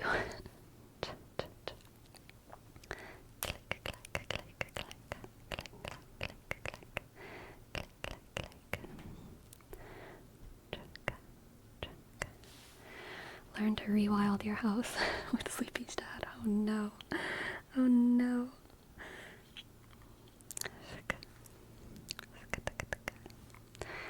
Clickety clack. Clickety clack clack clack. Clickety clack clack clack. Click clack. Click clack. How often did you take care of the garden? Me personally? Not often. Like, I feel like once a year there would be like a day where we're like, let's garden today. And we would like plant some stuff, and we would like water it for like the season, like summer. Like we would water it every day. But then as soon as school started, like there was no gardening being taken care of by me during the school year. Not you necessarily, the family. My mom gardened, on and off throughout the year, I'd say. Yes, my mom is a fantastic home maker and a fantastic human. But she is really, really good at like making a beautiful garden, very, very good at making a beautiful garden. And she did that for sure. She has a very good way of taking any room and turning it into like a home, a cozy space. I hope that I have inherited this gift from her. And I honestly, I don't think I'm doing too bad, but I'm excited. I'm excited to have a real home that I get to fully, like make my own, because I've talked about it before, but I feel like I've kind of been in temporary situation after temporary situation. And so because of that, I haven't invested a ton into my space. But hopefully in my future living situation, I will.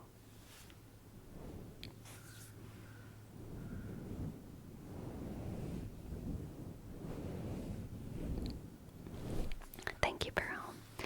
I feel like I've gotten a good amount of that as well. But I honestly haven't been able to like practice it enough to really know how much of that gift I've inherited.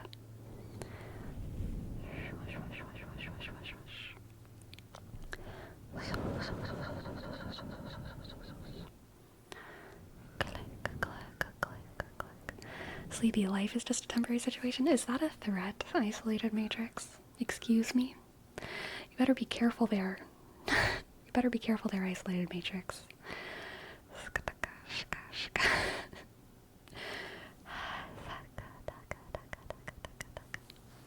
Do you like changing how it all looks from time to time? I did used to do that. I haven't done that very often. But, my first my first well, was it all through college? Kind of. Through most of college, if I was having like an anxiety night, my self-care was rearranging my room, for sure. But I don't do that as much anymore. Mostly I think because I just like the way that my room is. So like, I want it to be there. I want everything to be where it is, unless I have a specific reason to reorganize. I will sometimes reorganize my bookshelves for fun. I will just like, want to make things look different.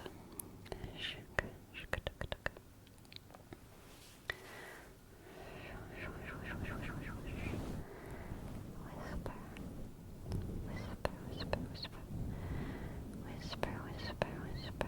My mom used to do it all the time while I was growing up. And coming back from school to find all my stuff in different spots in my bed somewhere else in that room. I didn't like it that much. Dang. Yeah, I don't like it. I don't like it when other people move my stuff, for sure. For sure.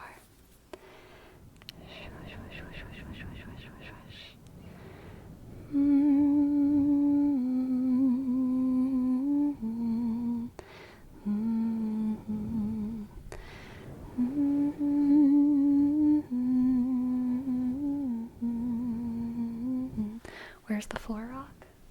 You can see it. It's right here. This is my floor rock. It's on a book right now. It's on a book. But it is my floor rock. It belongs on the floor.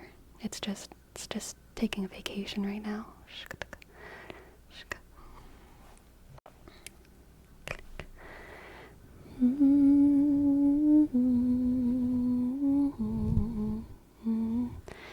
Be moved to the Warrior Cats shelf? Okay, yes. I'm gonna be right back. I'm gonna go move it, and you'll be able to see it, okay?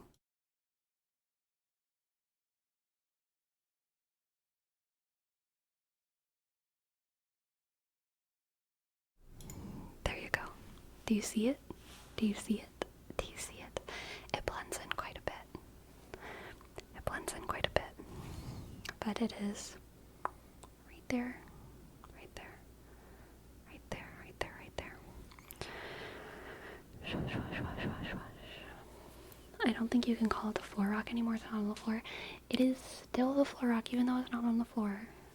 It's just displaced. Where's the kitty? Good question. Probably over the hedge, if I had to guess.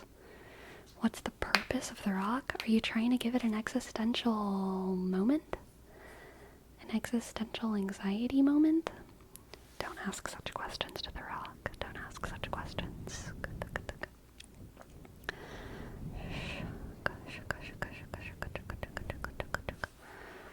Click, clack, click, clack. Whisper.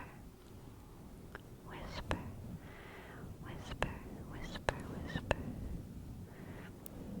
Whisper. Whisper. Whisper. Whisper. Whisper.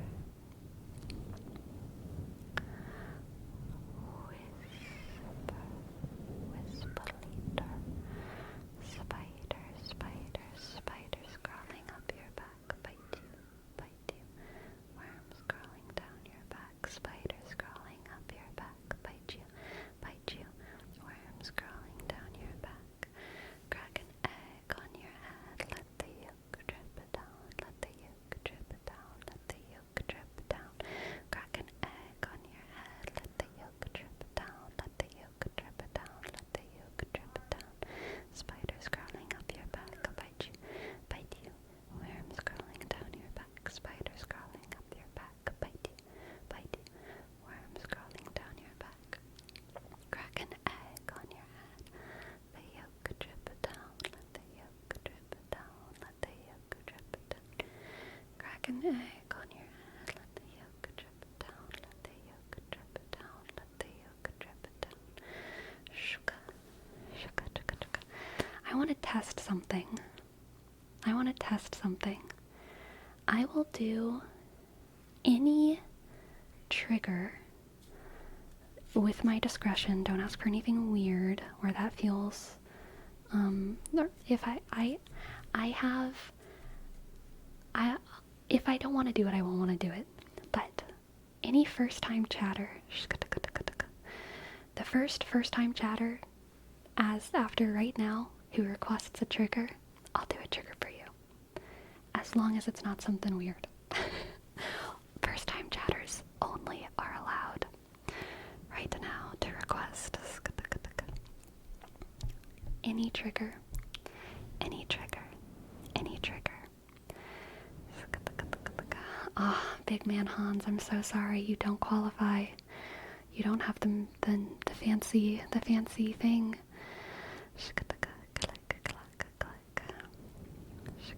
Making a second account, BRB. Running to make all Twitch accounts. Amazing.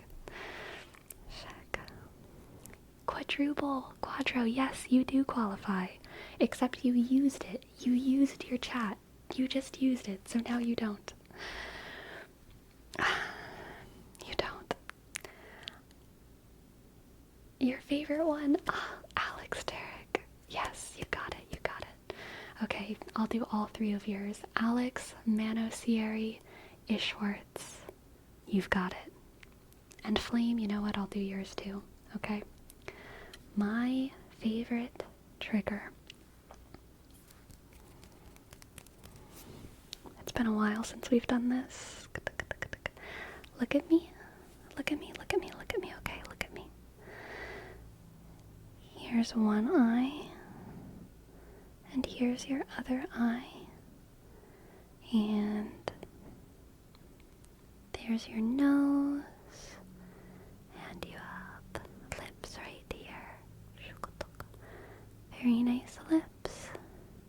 And you have a nice spattering of freckles over here.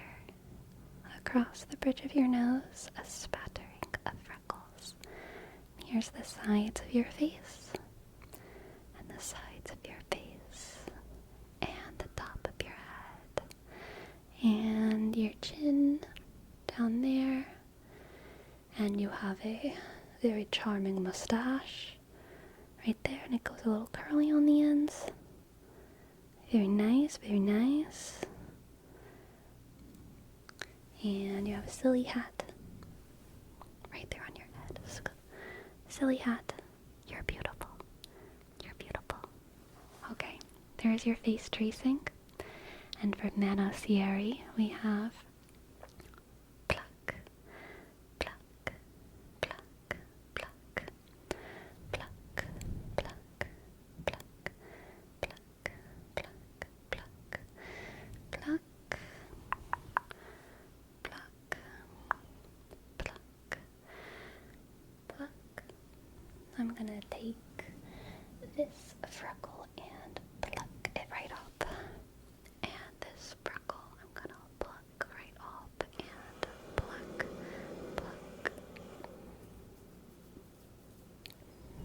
pluck,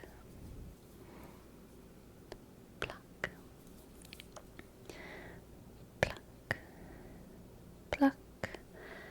pluck, pluck, pluck, pluck, pluck. And for eye shorts, we'll do a name trace. I-S-A-C-H-W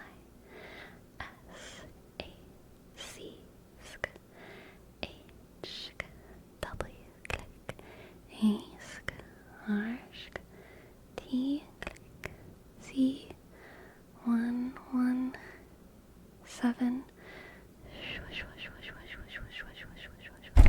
Ow! I just hit my elbow on my desk, but that's okay. It shouldn't hurt that bad. I just said ow for no reason, instinctively. And for Flame, something weird. Is that a trigger? Is that weird? I don't know if that's weird enough.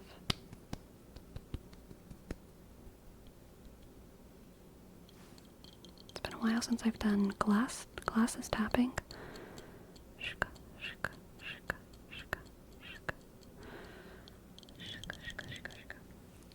Do I have anything weird?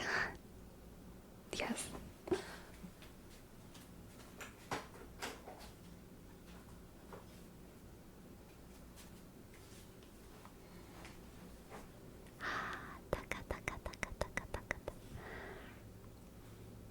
Fua fua. Fua fua, jiggly ears, jiggly ears. Jiggly, jiggly, jiggly. Fua fua. Fua fua. Fua fua. Fua fua fua. Fua fua fua. In Japanese, sticky. Sticky is neighbor, neighbor. Neighbor, neighbor. Neighbor.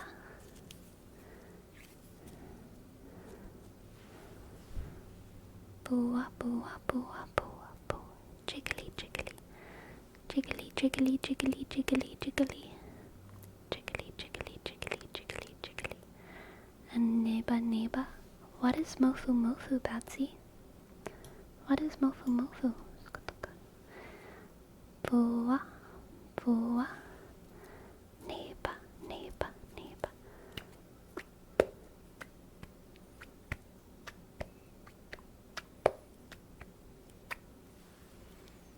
Neighbor, neighbor, neighbor. Neighbor, neighbor. Neighbor. Shake it like a salt shaker.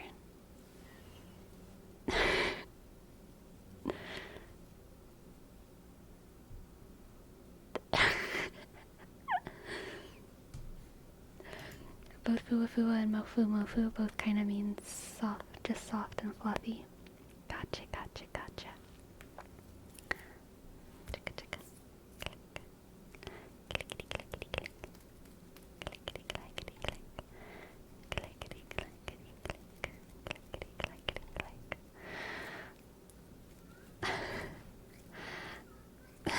For home. You're coming up for me as a possible ban evader, restricted user. Not for home.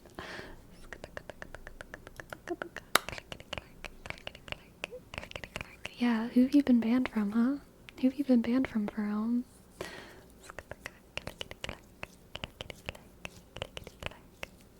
You don't need to tell us. You don't need to tell us if you don't want to. That was a gross sound. Sorry about that one.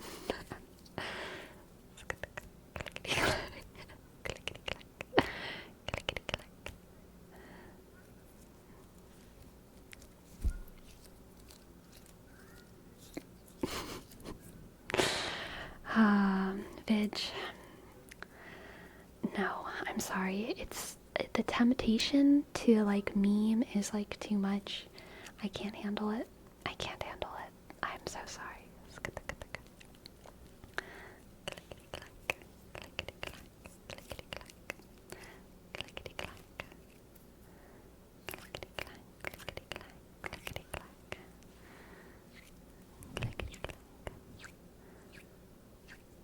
Neighbor, neighbor.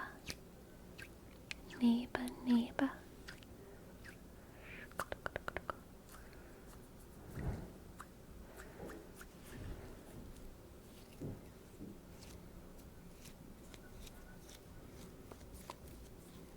That's exactly what I was thinking.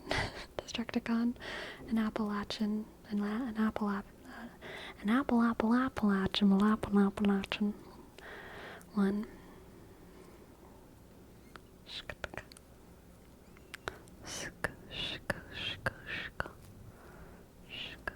An apple a day, true. You can turn them inside out from their brain. Have you ever thought of what it would feel like to have your brain turned inside out? Just like that. Now your brain is where your chin used to be. Have you ever imagined how it would feel to have your brain turned inside out? Now you can keep all of the tingles inside forever. The goal is to stop the tingles from escaping your brain. And so the way to avoid that is to take your brain and simply wrap it around itself. That way, whenever you get tingles, instead of escaping into the ether, they just bounce around. They just bounce around, okay? They just bounce around straight inside your noggin, unable to escape, and you experience tingles for forever.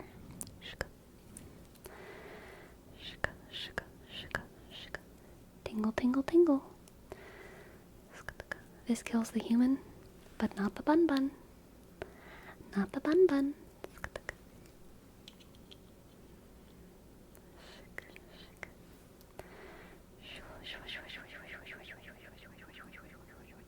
Chickadee, chickadee, chickadee, chickadee.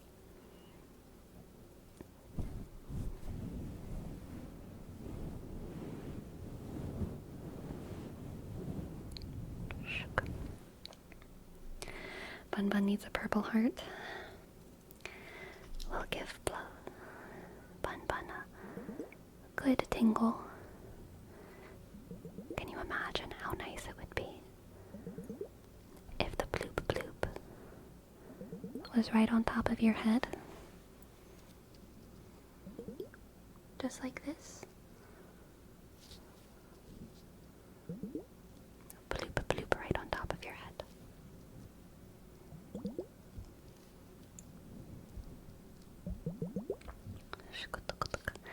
Jesus, whether you sub or you use the Twitch Prime sub, it's exactly the same from my end. Thank you for asking. I appreciate it. It makes no difference for me.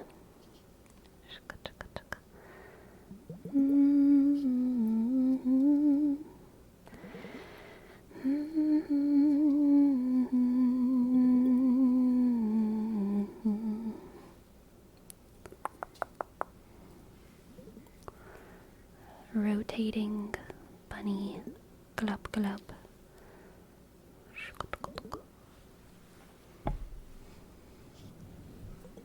Glub glub. Do you like the sound of my rings hitting the glub glub? Because I like that sound, but I don't know if it sounds nice on the mic. Click, click, click. Click, click.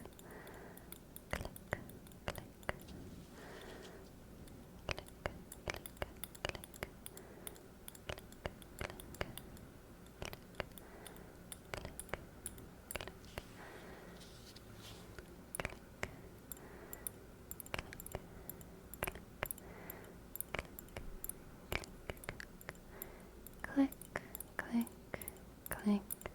I meant to ask before, Sleepy, what kind of rings are those? They are little knuckle rings. I can't extend this hand all the way to the camera, but one of my friends didn't want them anymore, so they were just giving them away. And they fit me, so I said yes. I said yes. Click, clack, click, clack, click, clack, click, clack, click, clack, click, clack, click, clack, click, clack. I have really big knuckles. I don't know why, but this can somehow sometimes make rings hard to fit. Because I just have really big knuckles. And the rest of my finger is not the same size as my knuckles. So whenever I find a ring that fits, it does make me excited. Can you make a fist? Like this? Rah. Shka, shka. Shka, shka, shka. Oh, pa. Ka, ka, ka. Sleep. Sleepy punch. Shka. I just joined the sleepy saying I said yes with rings. I said yes. I said yes.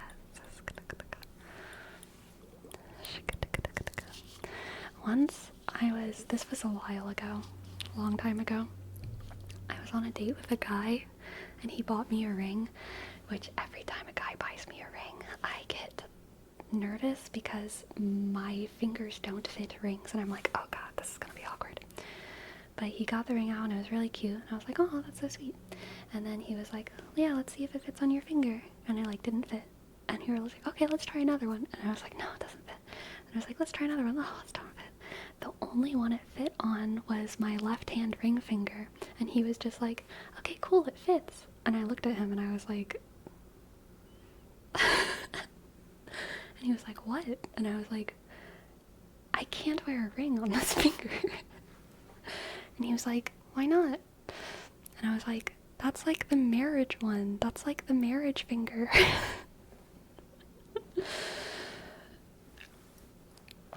It was rough.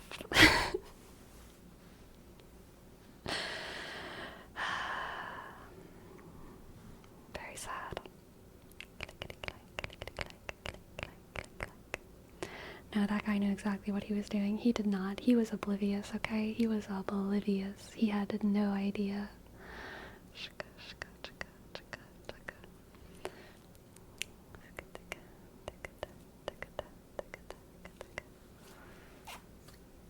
This just squeaked. This thing can make some surprising noises.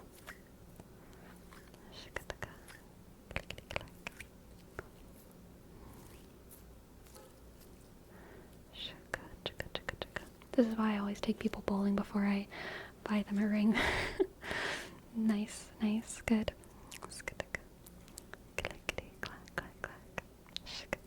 Is giving rings as gifts to someone you're dating like a common thing?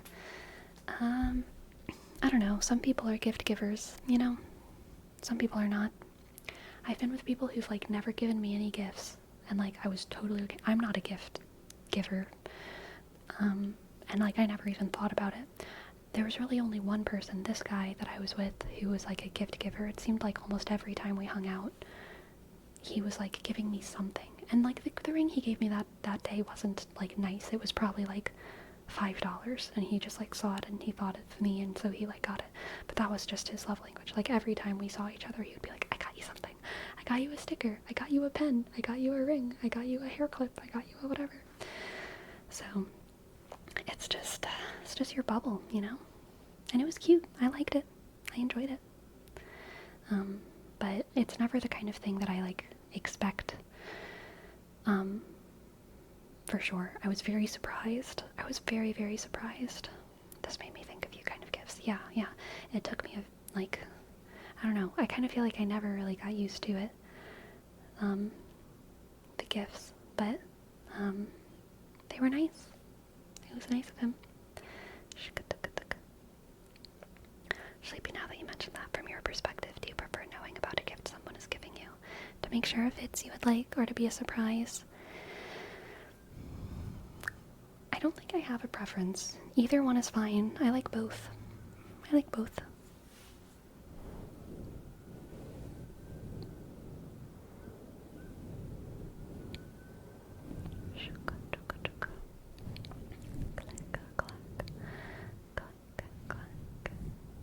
If I had to choose one,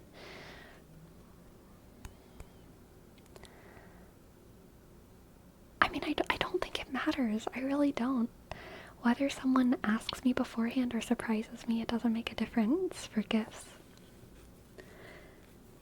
Don't take easy route of either one, but it's true. It doesn't matter. It doesn't matter. It doesn't matter. I mean, if it's like a piece of clothing, I would probably like, okay. If someone is a big gift giver and they wanted to buy me anything wearable ever in the span of our time together, then I would just send them all of my measurements for everything, okay? Then they can surprise me and they don't have to ask. But yeah, so I mean, I guess that answers the question. I guess I like surprises, but I also you know, it is awkward whenever things like don't fit right, but that's an avoidable thing. Just send them all of your sizes. Send them your sizes. Send them your measurements. Send them your measurements for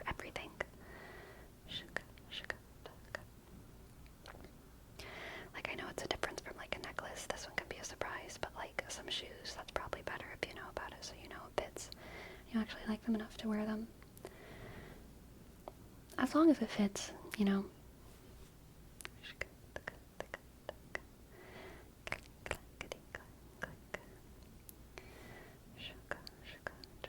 I think clothes are the hardest thing to gift someone. Me too, but some people can do it right. Some people can do it right. It do be time. It do be time, my friends. It do be time for breaks. Thank you, everyone. I'm going to go on a little 5-minute break. I'm going to go on a little 5, but I'll be back. I'll be back. I'll be back. I'll be back soon for more tingles, okay? Be back soon.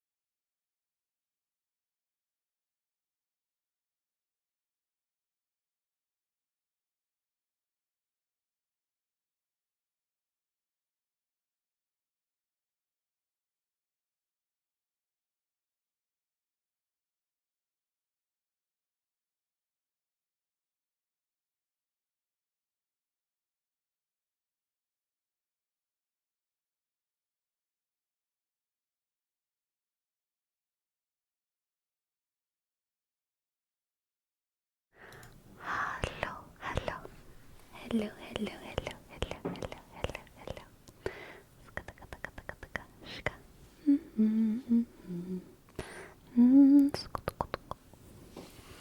Hello, Brown. Hello, bitch. Hello, the closer.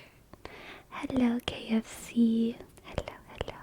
How are y'all doing? How was y'all's break? Did you get some good water? Did you pet your fish?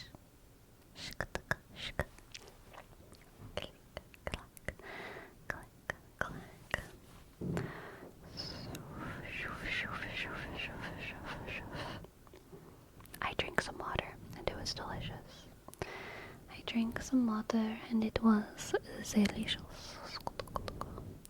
I have no fish. Golden Oreo, the other day I was at the grocery store and I saw the Golden Oreos and I almost just bought them. Like, because of your name. because your name has brought Golden Oreos back into my brain. Okay? Ah, 6. I would love to give Gisley a reading. Let's see what the cards have for Gisley. Thank you so much, 6. Thank you, 6. Thank you, 6. Let's see what the cards have for Gisley.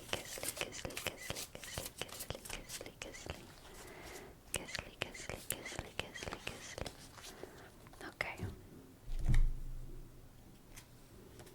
We have the Devil.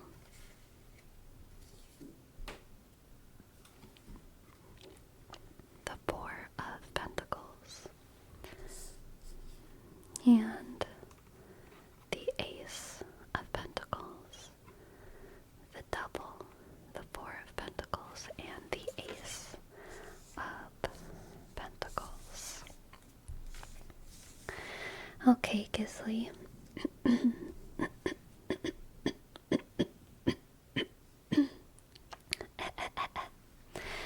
Gisley.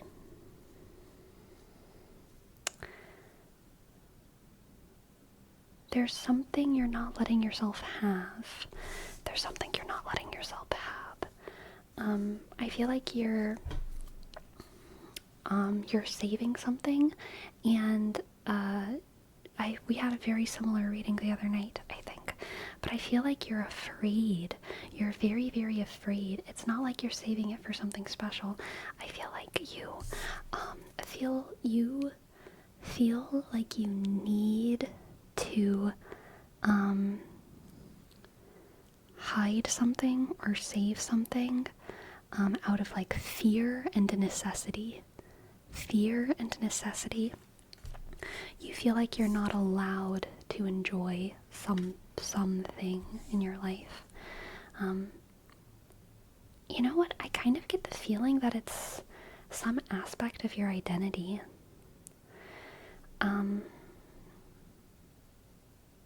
Yeah, I feel like you're afraid to show some aspect of your identity. Like, you're like, maybe you have clothes that you've like never worn and they're like a different vibe from your usual vibe. So it's not just like a minor thing like a t-shirt, but it's like a whole different vibe. It's like a whole different vibe. Or it's like glasses, or it's like there's some like entire piece of your identity that you feel like you need to hide, that you need to cover up and not show out of like fear and necessity. But that thing is so beautiful, Gisley. That thing is so beautiful. It is a shining star in the night sky, alright? And whatever that thing is the kind of thing that will distinguish you positively, okay? It might throw people off. There are some people who might have negative reactions, but overall, it's going to be something that makes you shine and sparkle and makes other people gravitate towards you, because in hiding that thing, you're hiding so much of your beauty and magnetism, and it's an important part of you. And not only is it like cool, not not only is it a cool thing that will make other people like you, but it's like a thing that you deserve to enjoy. It's a thing you deserve to enjoy about yourself rather than hide about yourself, okay? It might be scary at first to show that inside thing on the outside, but I think it's gonna feel really, really good whenever you get used to it. Much better than constantly hiding. I think it's gonna feel really, really good. Okay, Gisley? So, I encourage you to liberate yourself from these chains, because these are chains tied to no master. You are much more free than you feel. Okay? You are much more free than you feel. There is no famine to be afraid of. There is no master who can hurt you. You are a shining star. So go ahead and shine, okay? Go ahead and shine. Thank you for letting me read for you. Thank you. Thank you, thank you, thank you. I hope it resonated. Gisley. Manatee Man. Thank you for your bits. Thank you. And yes, thank you again, Zix. Thank you. Alright. And Badsy. What do the cards have for Badsy? Badsy.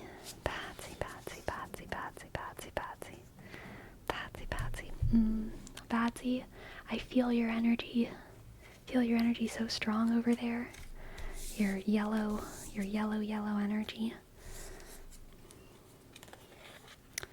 We have the Knight of Cups and the Seven of Cups. Oof. And the Tower. The Knight of Cups. The Seven of Cups. And the Tower.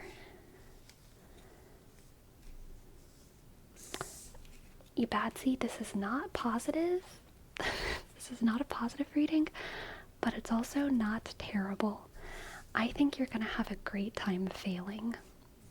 Okay? I don't know what it is, Badsy.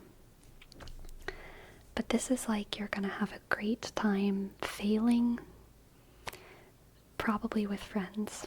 The vibe is like, you and your friends are like shooting a movie, and you're writing the script, you're getting the costumes, you're getting the setting.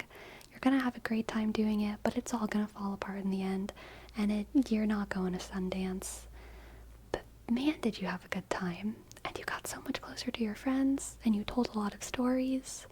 Ooh, you know what this feels like? This feels like the beach episode of Avatar, where like there's some nefarious, like everyone is trauma bonding. Everyone is like having a good time, and Azula is there like narcissistic sociopath, like taking intel, like everyone else is like bonding, and Azula's there like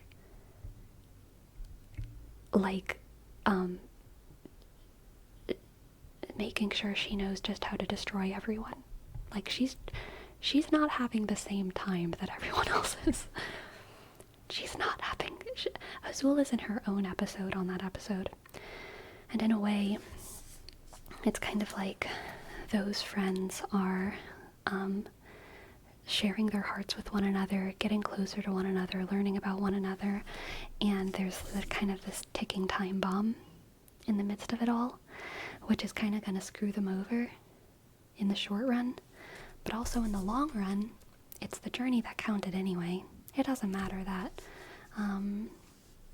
May and Tylee and Zuko kind of all got separated and battled each other for like half of another season or whatever. In the end, they were able to come together, despite that ticking time bomb, you know? So yeah, I feel like there's going to kind of be a short-term failure, but it's not going to be a loss overall, okay? It's not going to be a loss overall. It's going to be a learning experience that's going to bring you closer to people. Whatever's happening.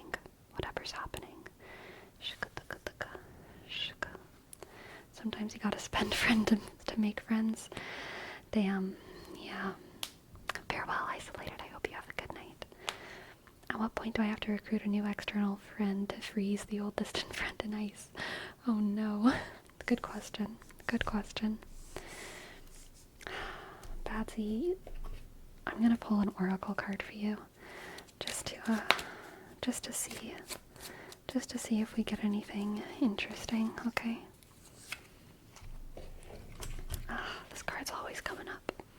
Ebullient, ebullient, ebullient, ebullient. Float on the wind, Badsy. The bad things are passing. The bad things are passing. The bad things are passing. But the friends you make along the way are not. Okay? The friends you make along the way are not. You know what else this reading reminds me of? Have you ever read Badsy, The Missing Piece by Shel Silverstein? This is kind of like that as well. You're headed towards something, you're learning things along the way,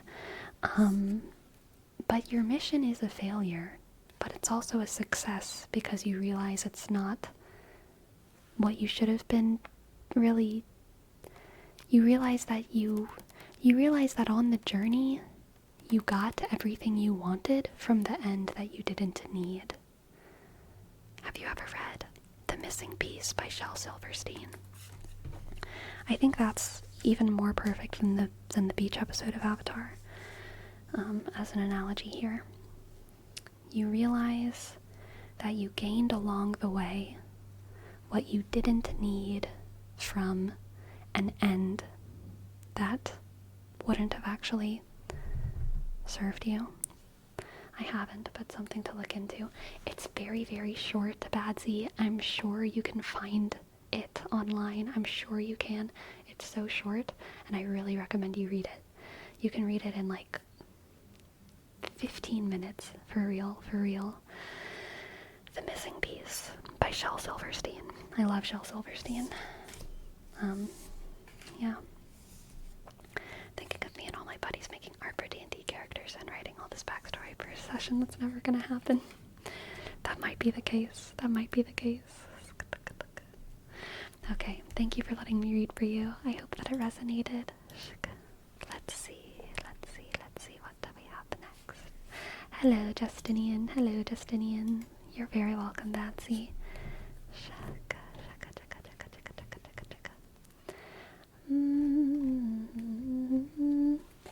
Alright, now let's do a reading for Pearl. What do the cards have for Pearl? What do the cards have for Pearl?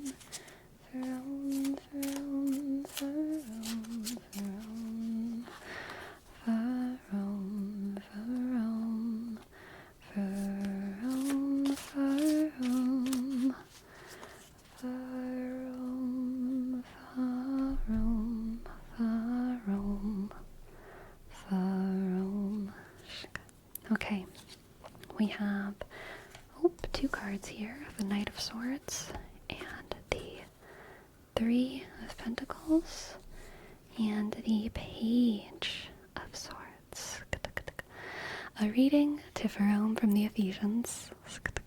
Yes.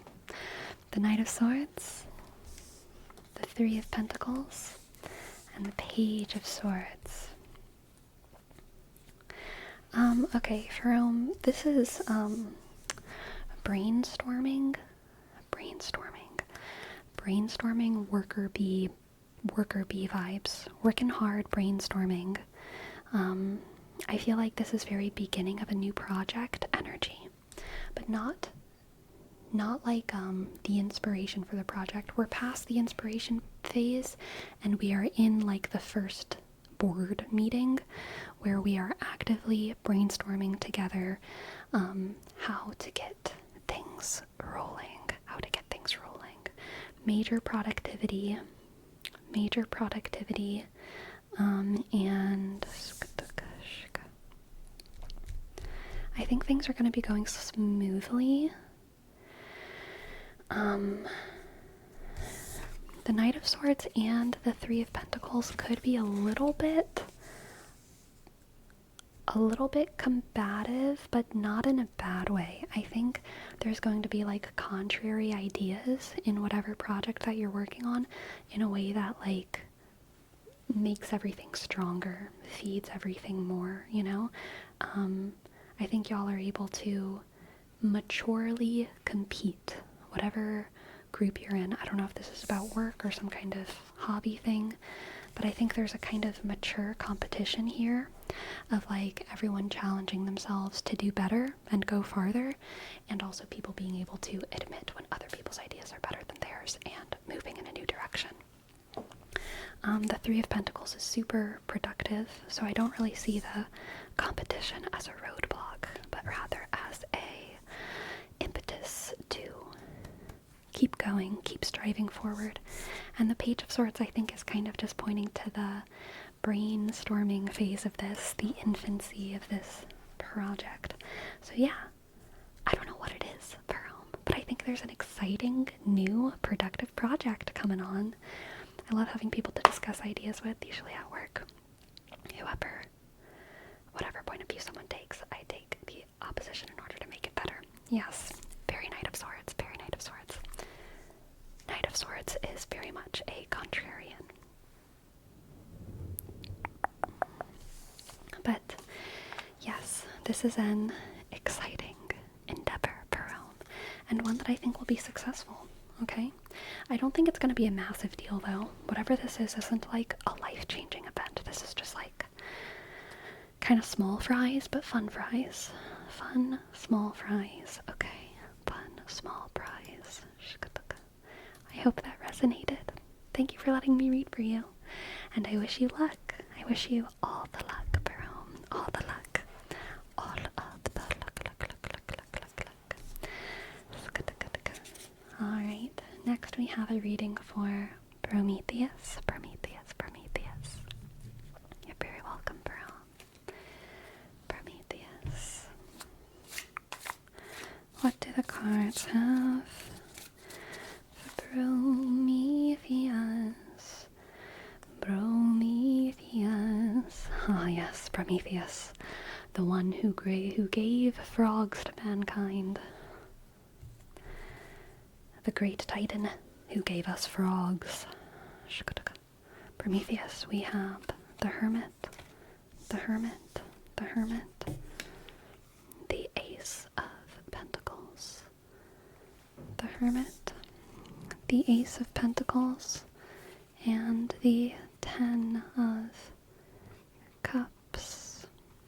Fantastic reading, Prometheus. Such positive vibes, such happy frog, such happy frog vibes. Happy frog vibes.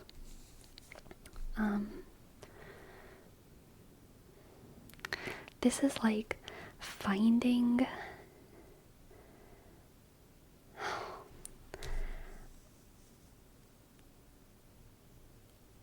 this is weird, but it's happy. It's finding like a sort of communal love within yourself. So people can get that kind of communal love within oneself a lot of times whenever they think about legacy, whenever they feel connected to their ancestors, whenever they feel connected to their religion, whenever they feel connected to their nation. But I think that there is an internal source of joy here, an internal source of great joy and understanding and love of yourself. And it's based around the idea of community within yourself. You being a part, you being an extension of a larger group of people.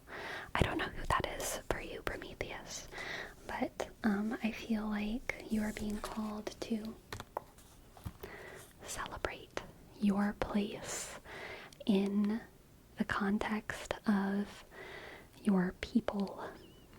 Your place in the context of your people. Love yourself and love your community. See yourself in them and see them in you. Agape, but from your history and ancestors. Yes, absolutely. And this could be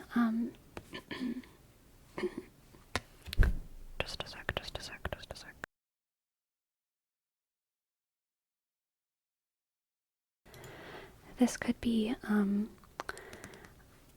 something that's not material. This could be like, rather than like ancestors, religion, nation, it could be something like angels or like spirits or some kind of more ephemeral thing that you feel like you're a part of, the fairies, the aliens.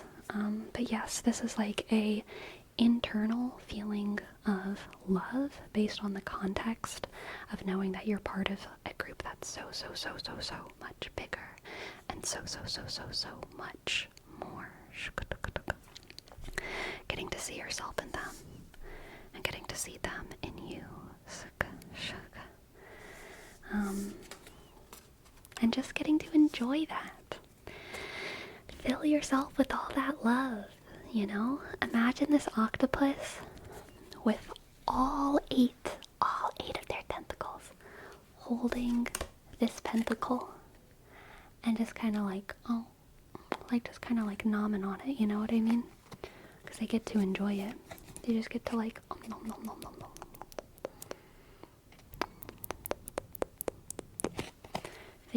It's their pentacle, and they get to love it. That's what you get to do to yourself. You get to love yourself. You get to love yourself. Thank you for letting me read for you. I hope that it resonated. Know your place. Know your place in the universe. That sounded so mean. Know your place is... I didn't think about that phrase before I said it. Know your place in the context of the community that loves you very much. Prometheus. I hope that resonated. Thank you for letting me read for you.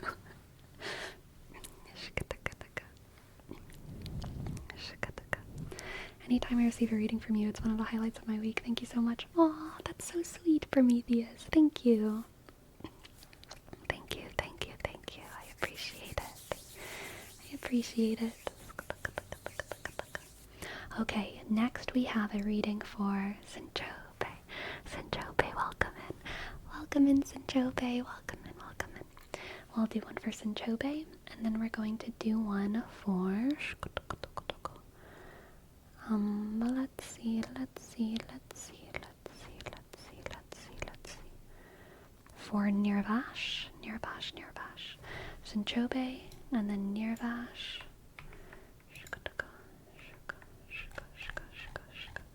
And then Spooky Fish.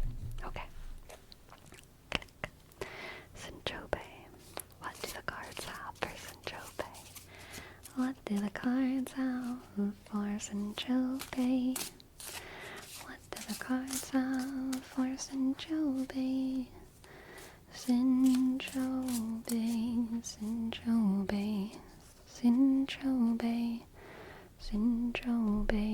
No, Sinchobe, it's totally fine. I'm happy to give you a reading. I'm curious about what the cards have for you, Sinchobe. We have the Tower, and then the Knight of Wands. The Tower, and the Knight of Wands, and the World. The Tower, the Knight of Wands, and the World. Ooh.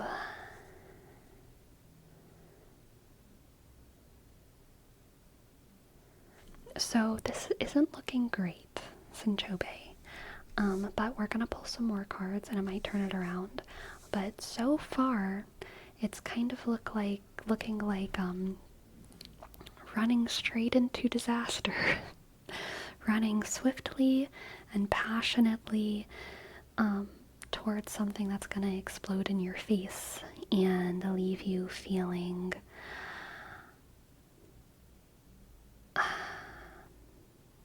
you know what the world is giving me right now? It's giving me like, you know, you have a million opportunities, but none of them are the thing you want, because the thing you want is the thing that just exploded.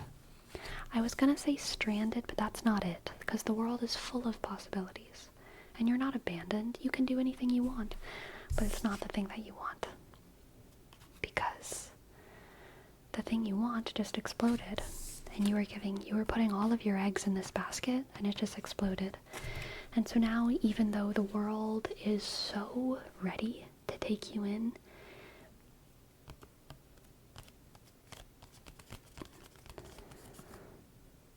you don't feel ready to move on from whatever it was you just lost.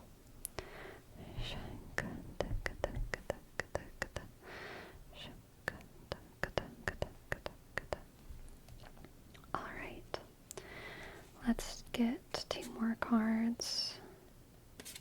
Well, things are getting better quickly. We have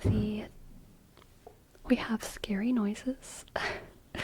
The 10 of Wands, the 10 of Cups, and the Wheel of Fortune. The Wheel of Fortune. The Wheel of Fortune. The Wheel of Fortune. The Wheel of Fortune.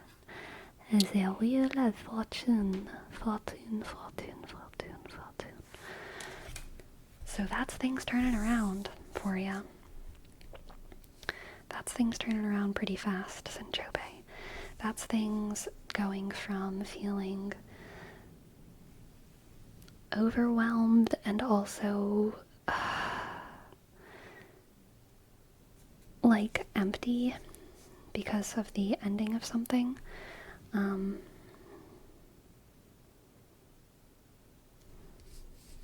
into literally just a stroke of really good luck. Karma doing its work, and things turning around. You are being able to find love rather than in a goal that you chase. Just finding the love in yourself. Finding the love in yourself. Rather than love and enjoyment and ambition and all these positive feelings being something that you are constantly reaching for out there and pushing for. I think you're going to realize that all of those positive feelings existed in you. Because here's the thing. I think you were really excited whenever you were chasing after this thing that blew up in your face. While you were chasing after it, you didn't have it. You didn't have it, but you still felt so much joy. So nothing really has changed. All of that joy was inside of you the whole time. All of those feelings of excitement and prosperity and wonder were inside you, not in this thing, because you never had it. You never had it. All those feelings were within you that entire time. And I think some kind of stroke of fate here is going to happen and help you to realize the love within yourself, the love that you have for yourself, inside of yourself. And you're going to get to enjoy it, okay? You're going to get to enjoy it. Let's get an oracle card for you as well. Thank you, Sirasteria. Welcome to the chat. Thank you, thank you. Alright. What does the oracle have for Sanchope? Sanchope. Of course. Pisces, Pisces, Pisces, Pisces, Pisces. Pisces is almost tired of learning the same lessons over and over and over and over again. And at the same time, they can't help but love it. This is a Pisces moment, okay? Pisces looks at a sunset and is so surprised at how beautiful it is. And then the next day, there's another sunset, and they're so surprised at how beautiful it is. And they're smiling. And then the next day, there's another sunset, and they are shocked at how beautiful it is. And then the next day, they're like, Jesus Christ, can I please stop being surprised? Because they know what's going on.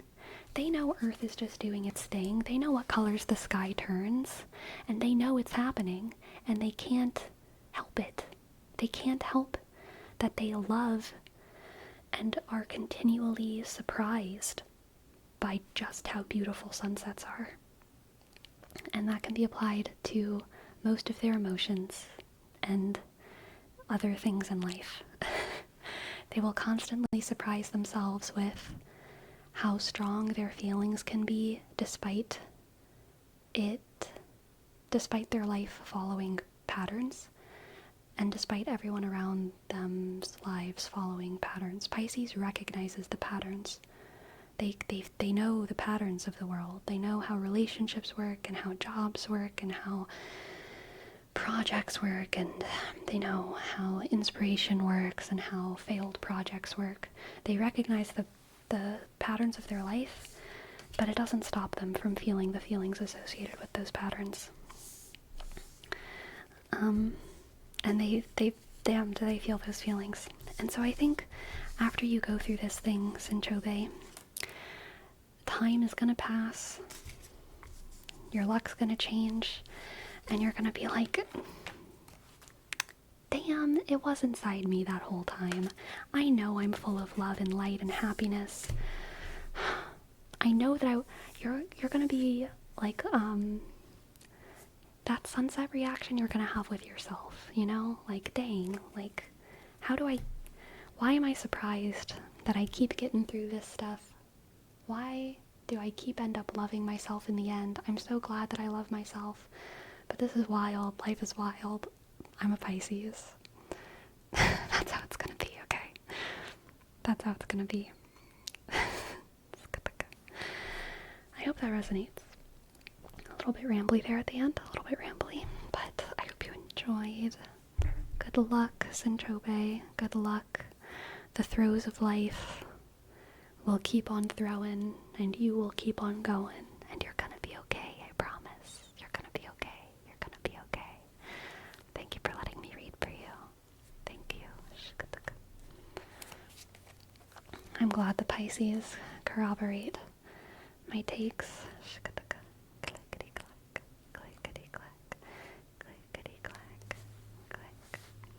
Okay, next we have our reading for Nervash 0.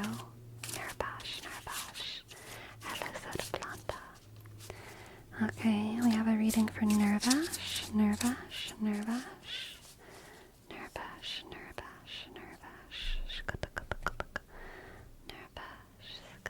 First timer. Hello. Let's see what the cards have. We have the King of Wands, the 9 of Pentacles. This is so slay, Nervash.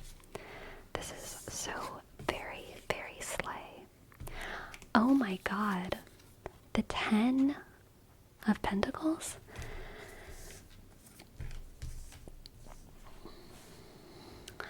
It's time to build your kingdom, Nervash. It's time to build your kingdom, okay? You have so much charisma, prosperity, self-love, and love and care for the world. You have done so much work on yourself, Nervash. It's time to start sharing your prosperity with the people around you. That doesn't necessarily mean like sharing wealth, but I do think that it means like kind of nurturing the people around you in various ways, opening up your life to the involvement of other people, okay? The 9 of Pentacles is very solitary and very slay. They are a independent slay queen, and they've been working really, really hard on themselves, and they're doing great, and they're beautiful. They're beautiful. Like, look at her, okay? She is so beautiful. She is so beautiful.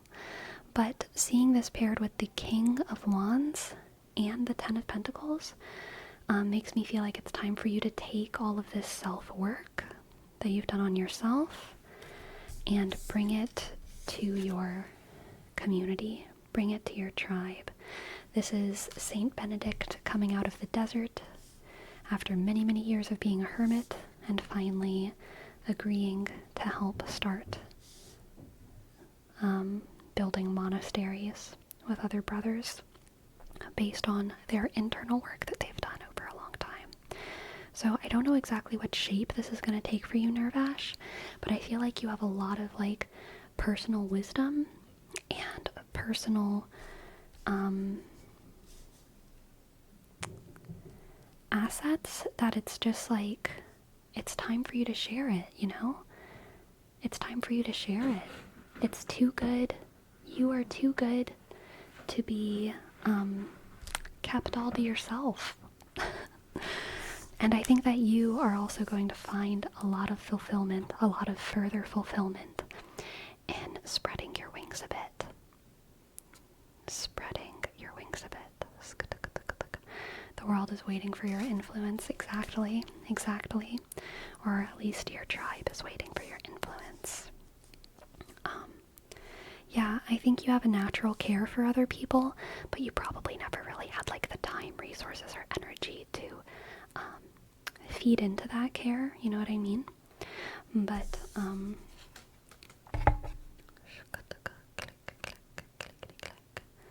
now you do. Now you do. Now you do. So there you go.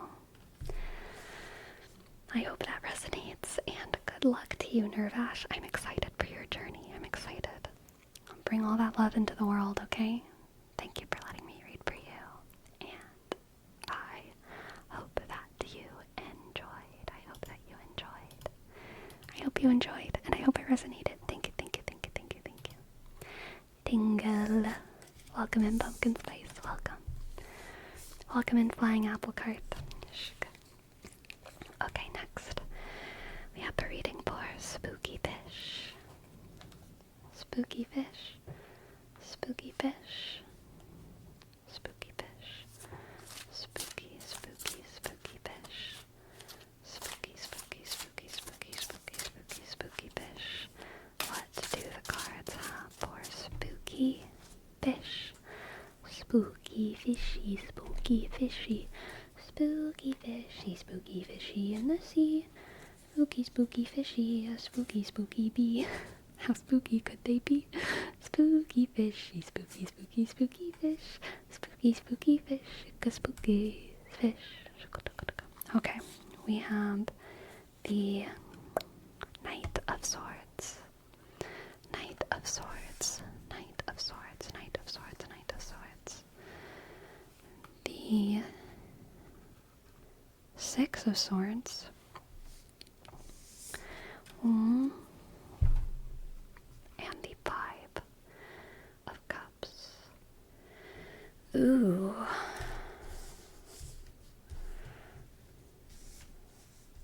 Revenge?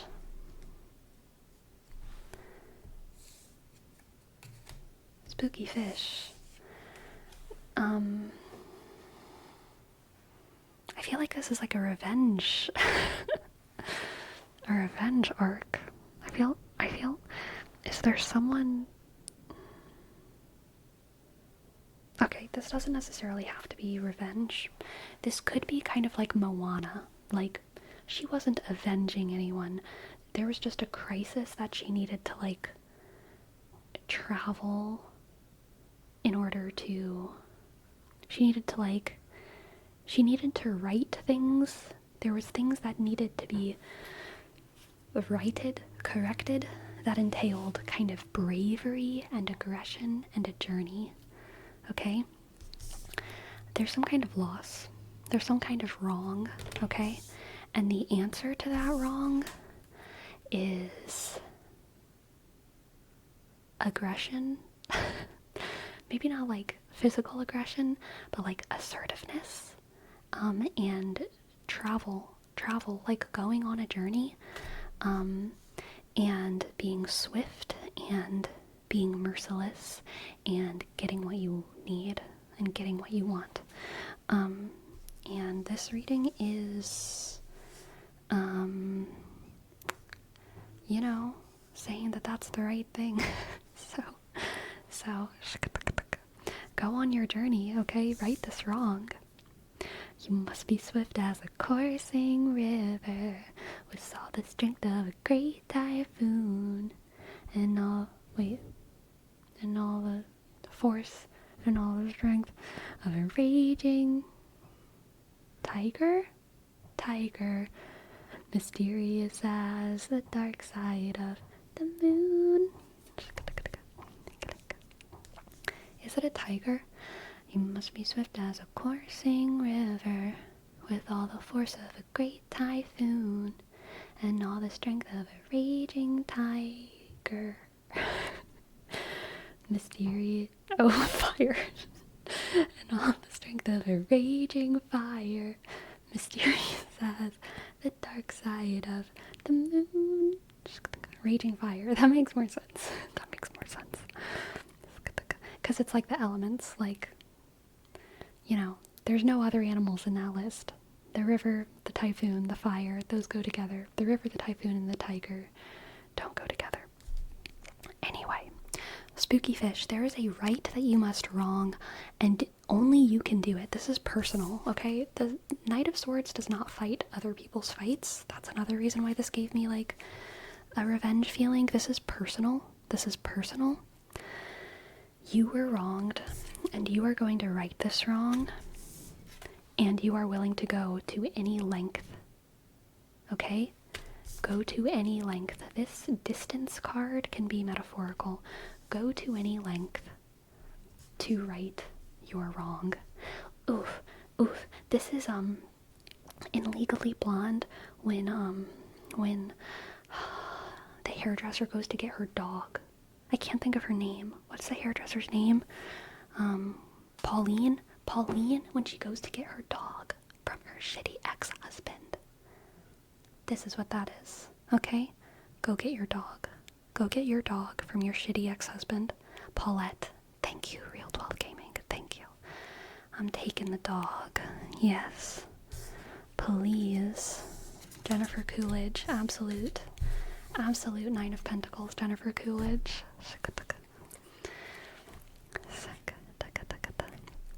I never would have thought that Jennifer Coolidge could have been my Knight of Swords character, but in reference to the other cards, it makes so much sense, okay?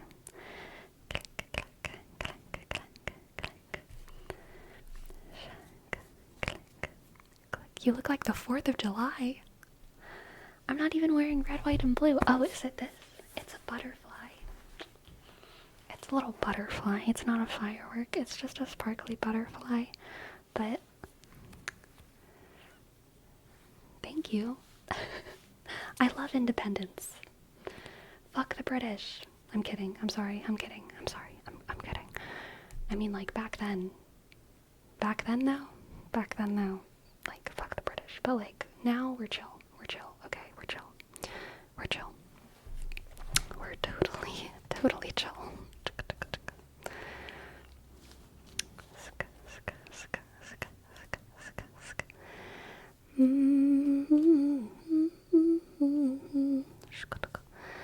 We are chill until they stop making fish and chips. So true. I'll take things I didn't expect to hear during an ASMR stream for 300. Nice. Alright. Now we have a reading for CEO.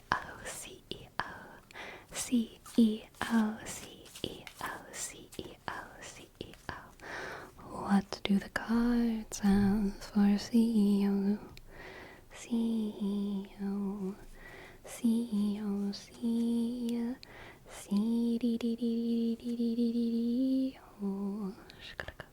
Exactly, Riku. Welcome to the chat, Riku. Okay. For CEO, we have the 6 of Cups, the 9 of Swords, and the King of Cups. Strange. What a strange reading, CEO.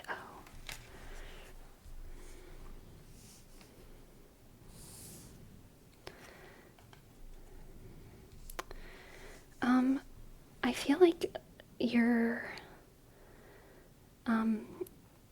feeling nostalgic for a failure. And that's okay, CEO.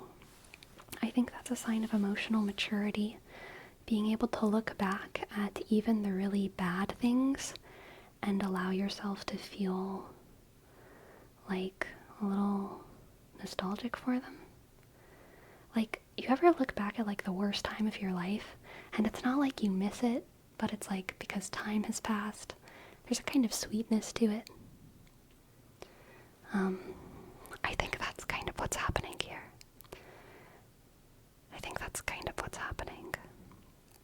You're remembering when you and your friends tried to make a movie. Yeah. But yeah, there's like a sweetness to it. And there's like an emotional availability to it. It's like you're remembering. And I think this is like kind of the evolution of the reading. I think there's maybe something that always used to hurt to remember, but you've gotten to the point now where you can remember it sweetly, even though it hurt. You can remember it sweetly. You can remember it and kind of give a little hug to everyone in that story, not because they were doing anything good, not because you've necessarily forgiven them, but because you love your life now and you know that they were a part of getting you where you are now. Which is a place of maturity and wisdom and strength. The scars remain and they made you. Yeah, exactly.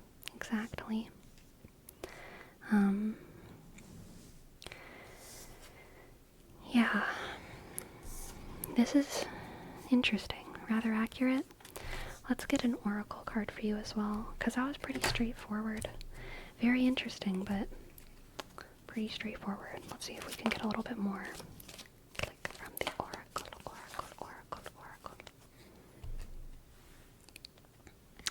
Gemini. There's two sides to everything. Yep. Two sides to everything, isn't there? I think it's gonna be hard probably to explain to other people, like, oh, I've been thinking about this thing. And they're probably gonna be like, oh, I'm so sorry. And you're gonna have a hard time explaining to them maybe like, no, I'm thinking about it, but it's fine. I've just been thinking about it. And I know it happened and it's like sad, but like that's not what I'm dwelling on. Like, I want to have a bigger conversation. I don't want pity right now, you know? There's like a kind of beauty to this thing, and that's what I want to focus on. The duality of that, I think, is going to be something that only you fully understand. Because it's a duality that a lot of people can't handle. But you can. And you will. And even if no one understands, it doesn't matter, because you're on your own journey. It's all happening inside your own heart and inside your own head. And it's beautiful. It's part of being human. Part of being human is loving your own past illogically.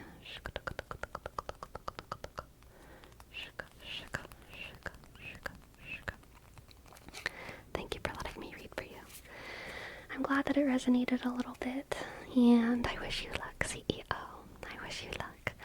Mosh. Thank you. Thank you so much for your sub. 9 months. Amazing. Click ask. Jashk. Click ask. Click disk. Arsk. Ask. Thank you. You always surprise me a bit with your readings. Thank you. Oh, I'm glad, CEO. Thank you. Sleepy quick, yes or no? Is it worth finishing Vampire Night after all these years?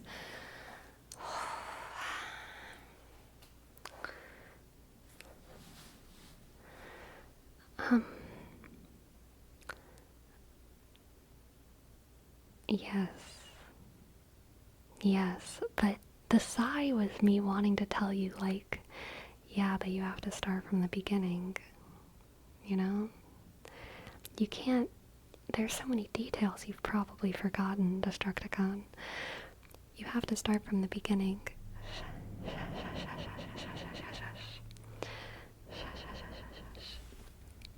Alright. Ooh, I have a sneeze in my nose. It must be contained, it must be contained. Contain the sneeze, contain the sneeze. Conceal, don't feel, don't let them know. Success. We're good. We're good.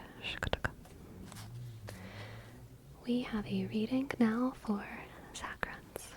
Zakrans. Zakrans. Zakrans. Zakrans. Zakrans. Zakrans.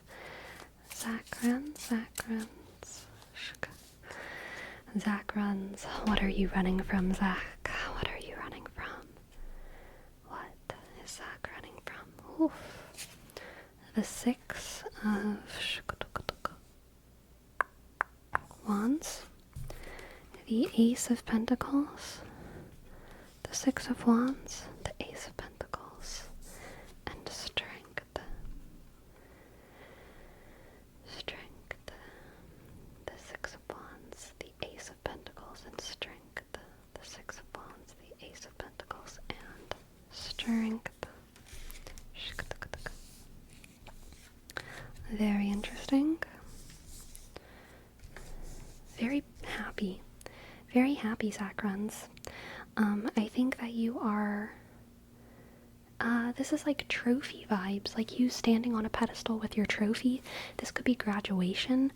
Some kind of great success that is being applauded is coming by a lot of people. Some kind of great success that is being applauded by a lot of people.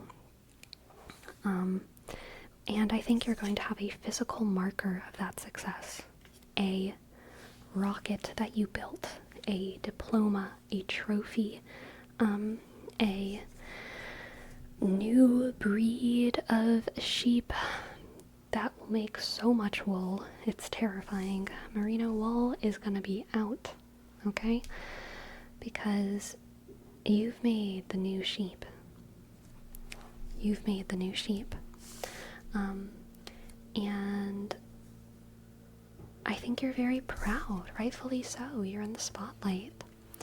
You're in the spotlight. People are praising you. You're feeling beautiful. You're feeling absolutely beautiful.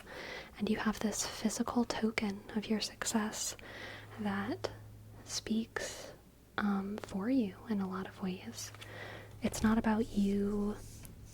The thing that is the signal of your success is not anything that you're doing on that stage. It's what you have with you. The proof of those 4 years that you spent in university, the proof of your sheep breeding endeavors, the proof of your inventor's hands working with a lot of little machine parts to make a rocket. You are going to be as much a star as the thing that you have earned. And it will be something to marvel at. Something to marvel at. Let's get an oracle card for you as well. Ooh. Illusion. Illusion. Did you cheat? Zach runs. This throws a twist in things. Did you cheat? What is this? What is this? Were you cheating? Were you reading the Cliff Notes to get your degree? Is it just a big merino sheep?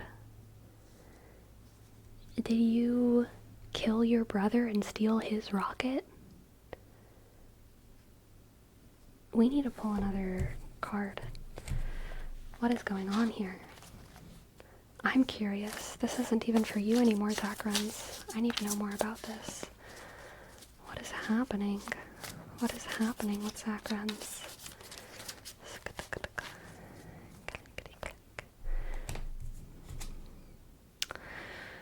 Ooh, okay, so I'm feeling maybe it's more luck, serendipity. You stumbled upon the Cliff Notes, kind of. You didn't kill your brother for his rocket, he just died.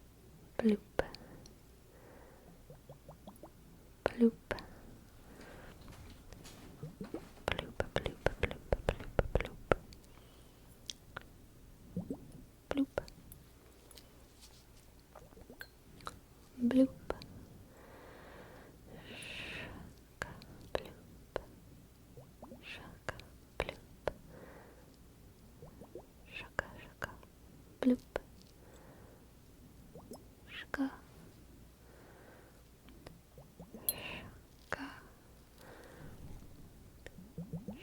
shaka, shaka, shaka,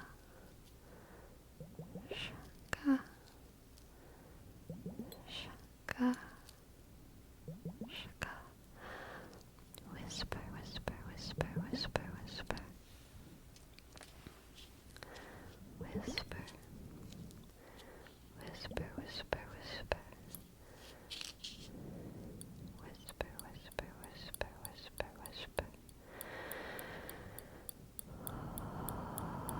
Whisper, whisper, whisper, whisper, whisper, whisper.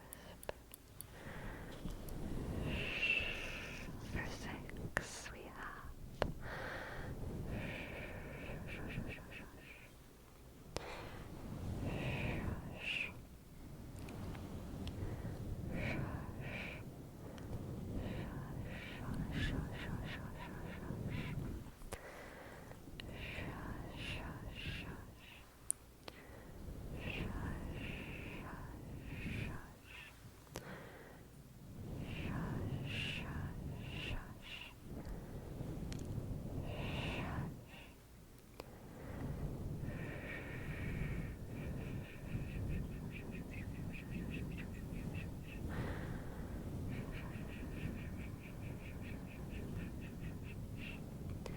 off-topic question. Were you ever tasked with letting someone know how bad they were messing up? Today at work I had to do that for hours. After for hours we tried to fix someone's mistake. So was told to let them know that from now on all their decisions would have to go through me because they lost their confidence. Oh yeah. Like, I've been on the food line before where there's like the hot line at this particular restaurant. There was like the hot line and then the salad line. And the hot line is technically, at this restaurant, was technically easier because there was less complex food, but it was kind of in other ways more difficult because it was hot. It was hot. The salad line, you're not standing over a grill all day. And once you get good at the food stuff on the food line, both of them are pretty equally easy. But at this place where I worked, I would almost always work the hot line just because I didn't want to subject the other person to the heat. It was like, it felt mean. So I would usually just take the hot line, but I was working with this employee who just could never get the salads right. And I would check his salads before they would go out onto the window, and they were always wrong. And so he would put the food in the window and I would have to take it back and like quickly do something on the salad line and then put it back up for the servers to get it. So I was kind of doing both lines.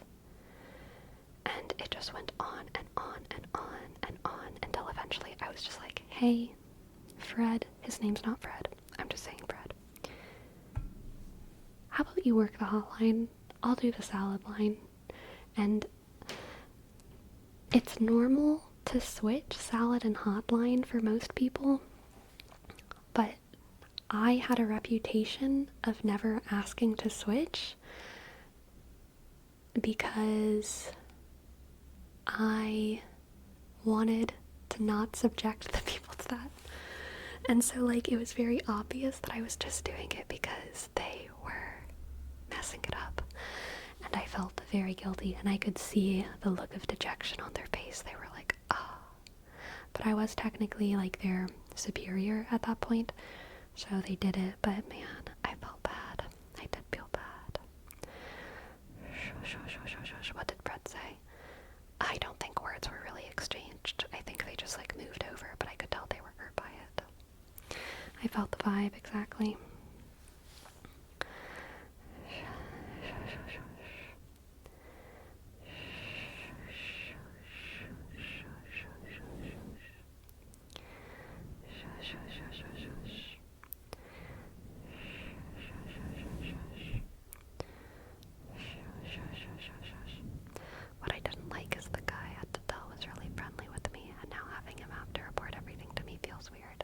I know, I've been in those situations before. That's rough. It was one and done? Yeah, one and done. Nothing happened from it. It was just awkward and kind of sad. Shika, shika, shika, shika. I've been at my software job for less than a year, so I often feel as if I'm on the receiving end of that sentiment. Yeah, that's okay. Beginners, there's always a place for beginners, you know. Shika, shika. Oh, there's such a thank you so much for the bits. I'm glad you enjoyed the rambles. Thank you, thank you. Did Fred ever go back, or you kept him on the hotline? So, I think they stayed on the hotline. I think they almost always worked the hotline because anyone who worked with them was kind of being put in the same situation as I was. They were just not a good food line person, but they didn't work at the restaurant for very long. I think they only worked there for like probably 4 or 5 months, and then they realized it wasn't for them.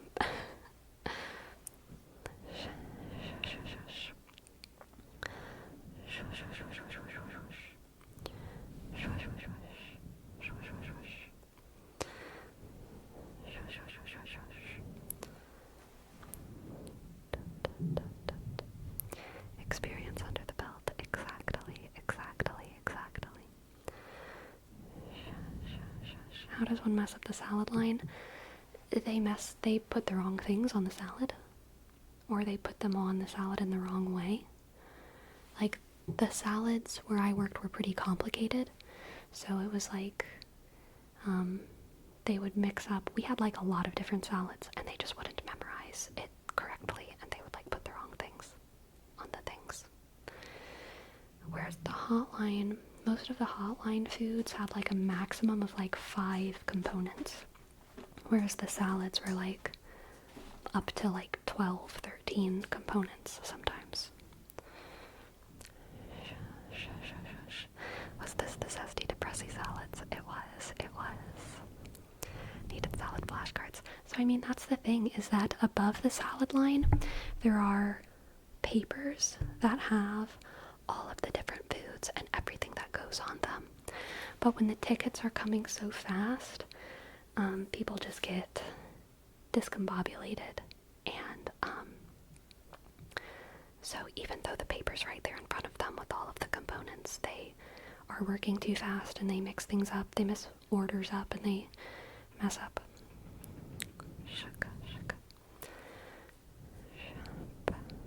Like, what if Brad was also bad in the hotline? Then I would talk to the boss about it. On the day, if that was happening on the day, I would recognize that I had done everything I could because I put him in the easiest position, and he was doing more work there than would have been done if he wasn't working.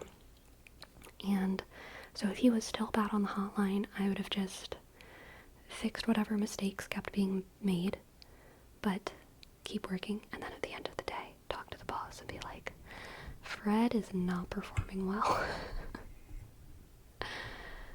Fred is really messing up the flow of the kitchen.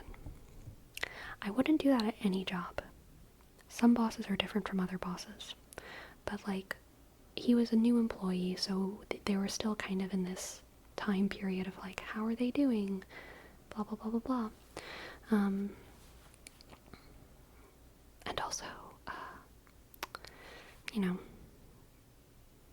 it would have been, I feel like it would have been necessary.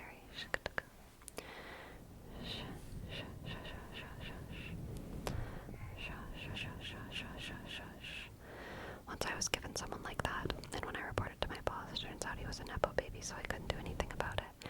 I had to try to find something to do. Yeah. Don't you dare mess with my flow. Yeah. He appears mature to take accountability. Yeah, he does. He did.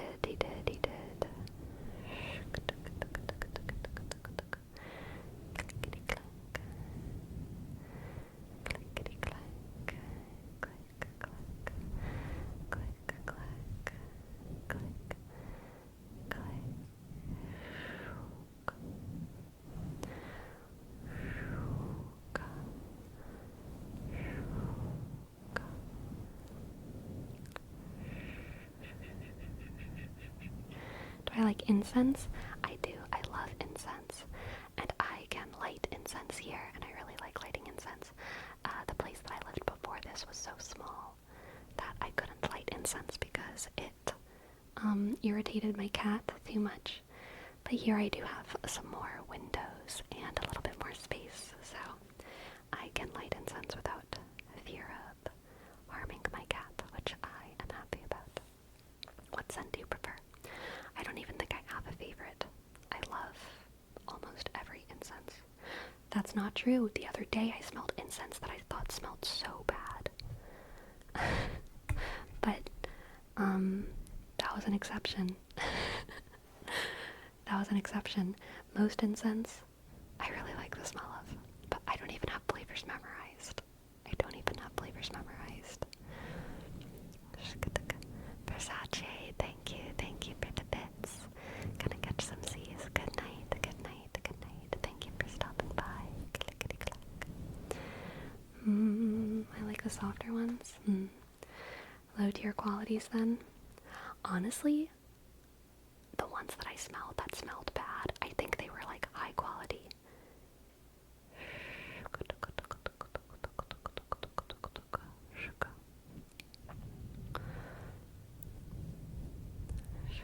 So when you say hotline, is it like Portillo's fast food? I don't know what Portillo's is.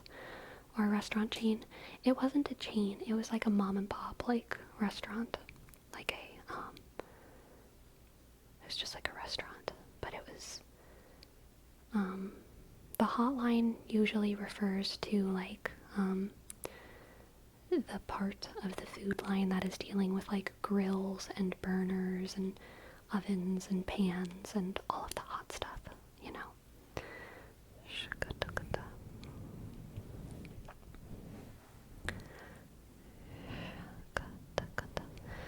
Sleepy, what about potpourri? I do like potpourri. I like lavender. I like frankincense and myrrh a lot. I like a lot of smells.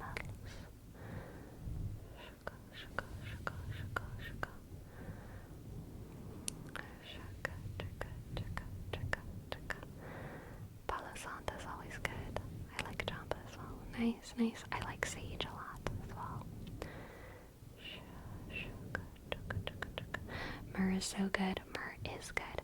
My mama, my grandmother on my dad's side, my mama, she went on a long time ago, like in the 70s or 80s or something. That's not true. It might have been more like the 90s. I think it was like the 90s. She went on a pilgrimage to the Holy Land. I don't know exactly where she went, but I know she went on a pilgrimage to the Holy Land, and she did go to Bethlehem, and she got like frankincense. She got like a fancy little box at a church that had like frankincense and gold and myrrh from the Holy Land, and it was like the most ornate, fancy little box. And I remember her showing it to like me when I was a little kid, and she opened the box like so preciously, and she was like, "This is frankincense and gold and myrrh, just like the 3 wise men gave to Jesus." And we would just like smell it inside the box. The little like they looked like rocks, you know, just little rocks, gold and frankincense and myrrh. We would smell it. It's very nice. A good memory. Mama lore, yes. Hello,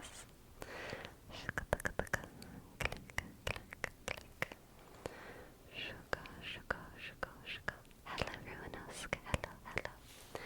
How are you doing today? Whisper. Ooh, cedar is a good scent. Yes, definitely potato. I love fairy wood and earth tones, me as well. I like wood. I like pine. Pine.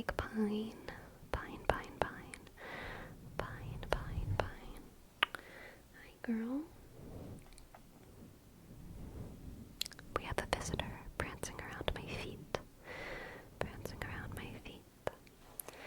y'all smell bergamot? Yes, I do like bergamot. I like bergamot quite a bit. Yes, definitely.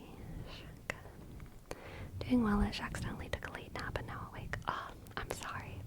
I hope you're able to get to sleep soon. What about vanilla? Yes, I love vanilla. And I love cinnamon. Yes, yes. Very few things smell as good as like a real vanilla bean, you know? When you get to slice it open and smell it fresh right out the bean. Oh, I love that. I love that. I love that. I love that.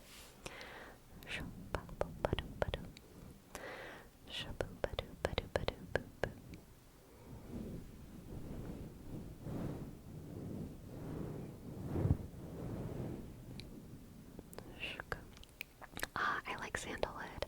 And yes, I like apple cinnamon. I'm very picky about lemon, I think. I really like lemon in a lot of things, but sometimes in candles I don't like lemon. I like citrusy scents though. I like other citrusy scents.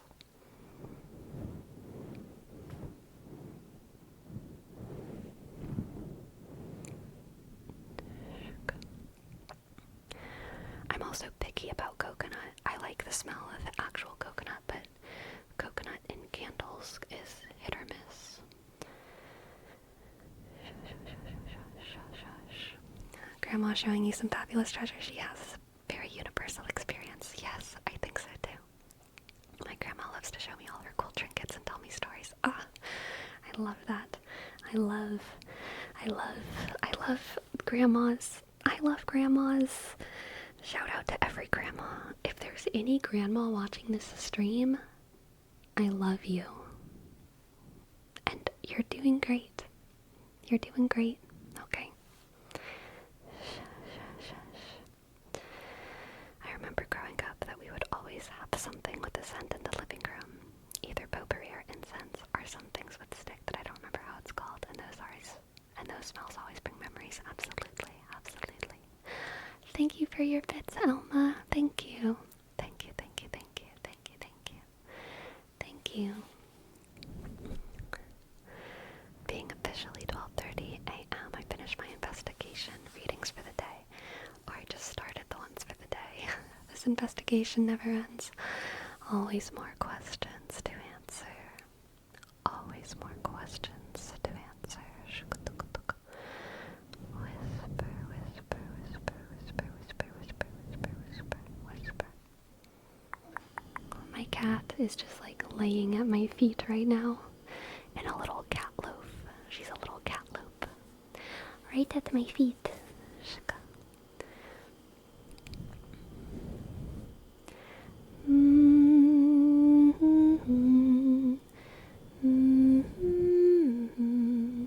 Small croc. I don't know if I ever did your name trace.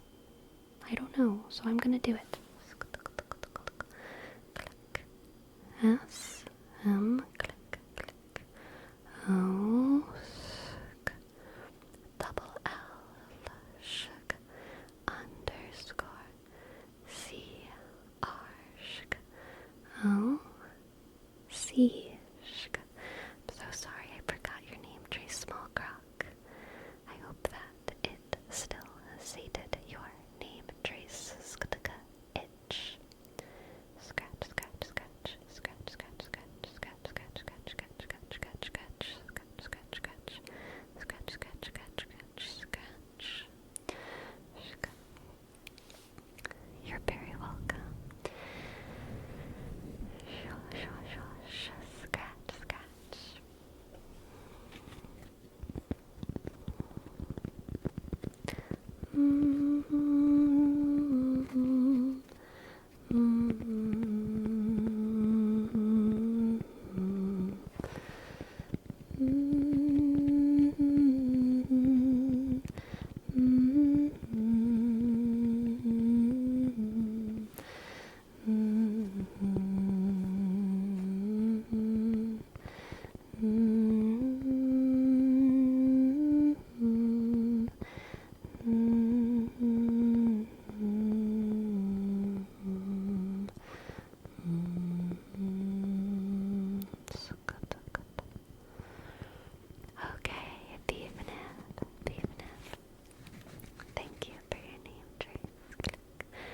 B, sk, E, click, E, sk, F, sk, underscore, N, click, I, dot, B, sk, thank you, sk,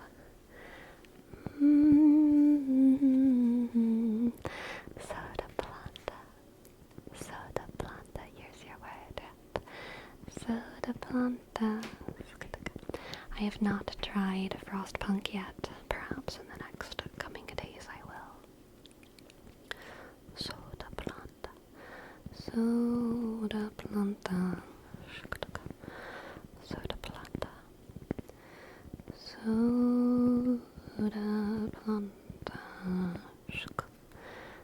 planta. Soda planta.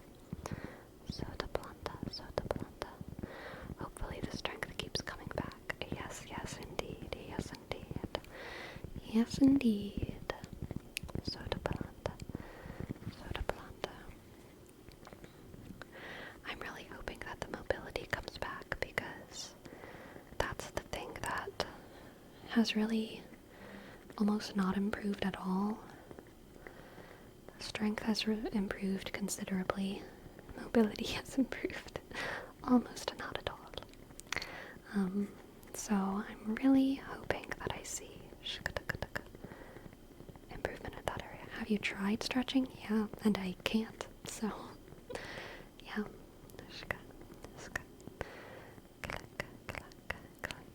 I do give it little tries to no avail. To no avail. I don't think icing it at this point is going to help anything, really.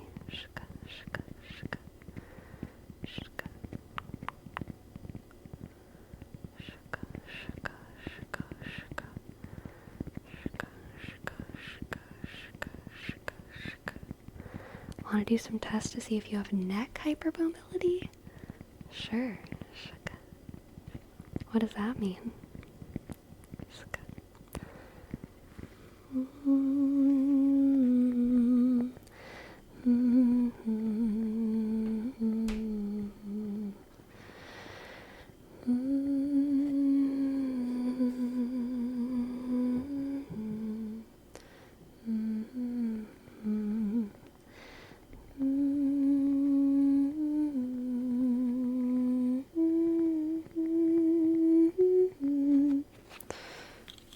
Okay, tilt my head to my neck. Or sorry, tilt my head to my shoulder without moving my shoulder up. That's as far as it goes.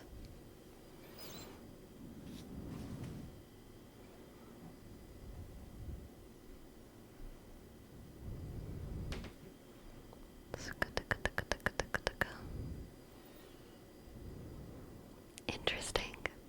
Is it interesting? This is how far my ear is. I guess I'm not actually going as far as I can. That's as far as I can go. But that's definitely like straining, you know? Turn your head so your chin is over your shoulder. Like that? What did I just do? That's a long turn. I couldn't see it. Was it crazy? Do the other side.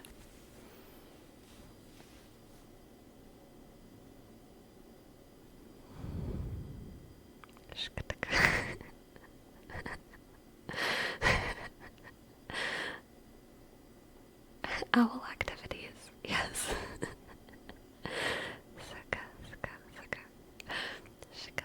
Can you tie your shoes now? Yes, I can.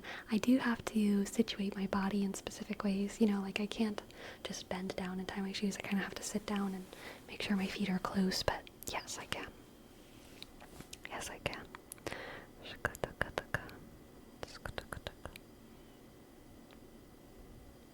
I'm a big fan of stretching my neck. Sleepy, your ear ends up right by the mic with your body not moving at all. You do look like an owl. Whoopsie. Whoopsie, whoopsie. Whoopsie, whoopsie. Final test. Tilt your head forward so your chin touches your collarbones. And then tilt it far back. I don't want to tilt my head back on camera. That, I feel like I'll look like I'm possessed. But I will tilt my head forward.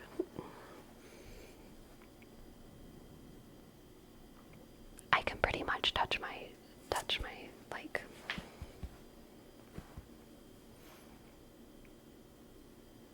I mean, I don't know if y'all can see it, but like, I feel like I can feel my chest under my chin.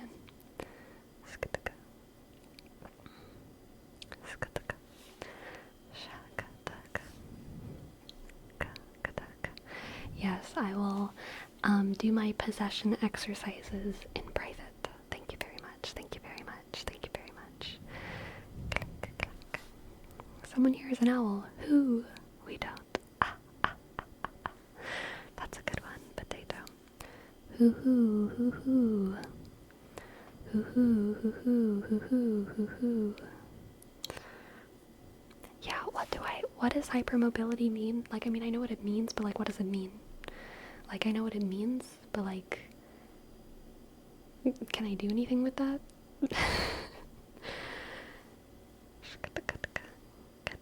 You may be hypermobile. I think I probably am. I'm pretty bendy. I'm pretty bendy.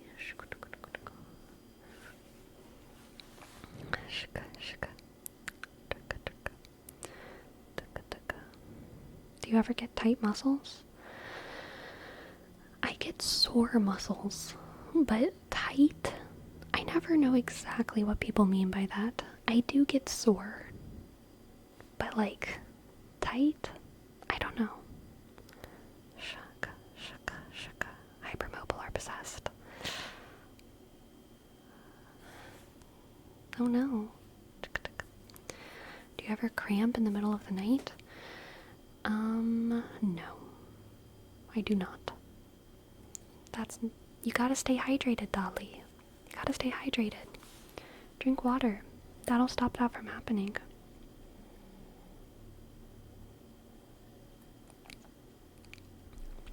My calves probably are the tightest muscle. My calves and my delts.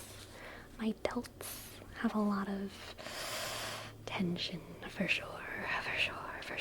But I don't know if tight is the right word still. They just get like sore, you know. Straps, delts, same thing. Thank you, Big Lurker. Traps.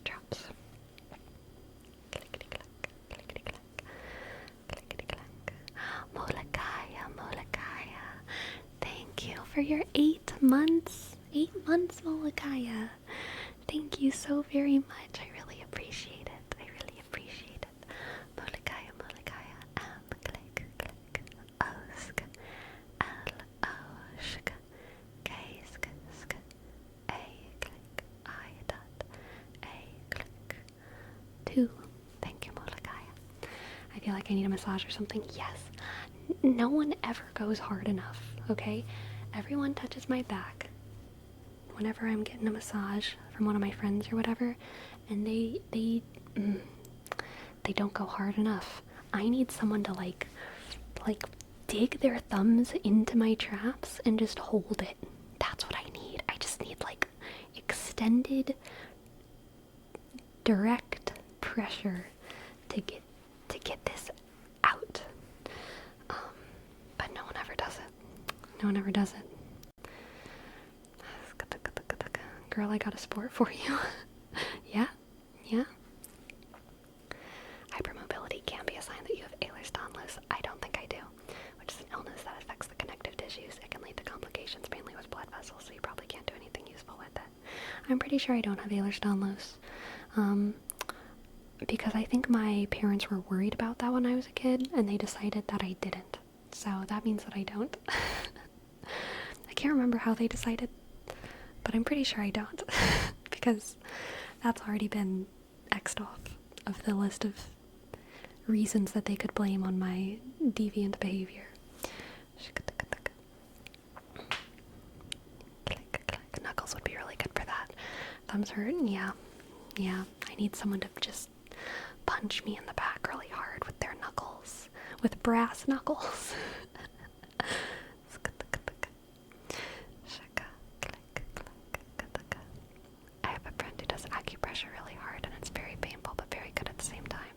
Yeah.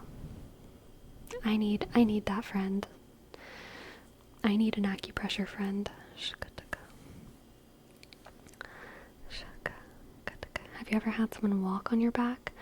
No, I have not. I have not. I have not. I have not. But I would be open to it. I used to walk on my mom's back when I was a kid. Eventually, I got too heavy though, and she stopped liking it. There was a day when she asked me to walk on her back, and I was like, okay. And I walked on her back, and she was like, oh, never mind. And I was like, okay, sorry.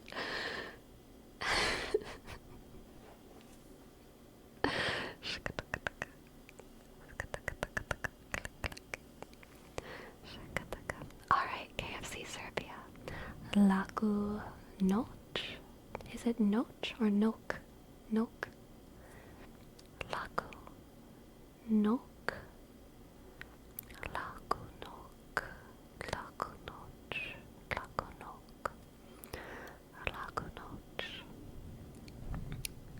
Pronounced like ch, ch. That's what I thought. Laku noć? Laku noć? Laku noć? Laku noć? Laku noć? Laku noć? Laku noć? Laku noć? Laku noć? Laku noć? Laku noć? Laku noć? Laku noć? Karen B. Britannia, thank you for your sub. For your 3 months, thank you. Thank you, Karen. Thank you. G. Click. Ashk. Arsk. Ishk. Each. Click. Ensk. The. I. Dot. Bishk. Shk. Arsk. I. Dot. Double T. Shk. Ask.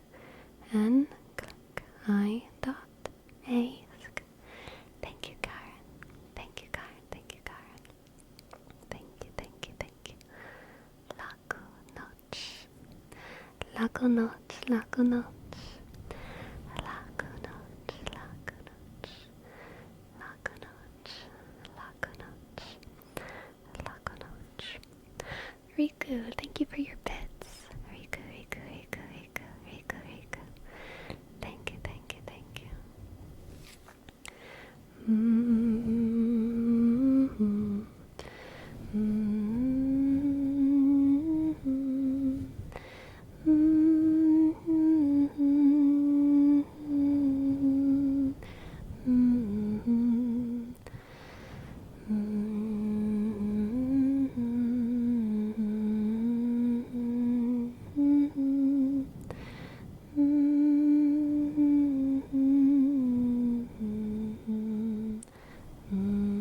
Honestly, maybe it's time for me to rewatch Vampire Night as well. I could do with like a good like dumb anime to watch. Now that Love is Blind is over, I need my trash. I need my vampire trash. Love is Blind had no vampires this season. What the heck? What the heck?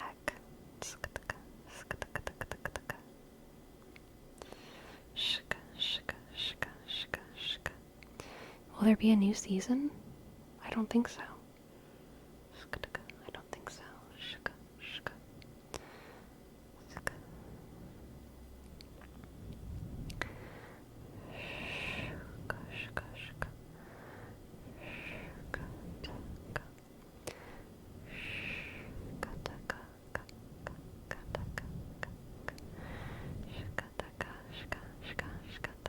It's true. I do watch a solid 10 episodes of an anime in one sitting, not gonna lie. Not gonna lie, I've done that before. I've done that.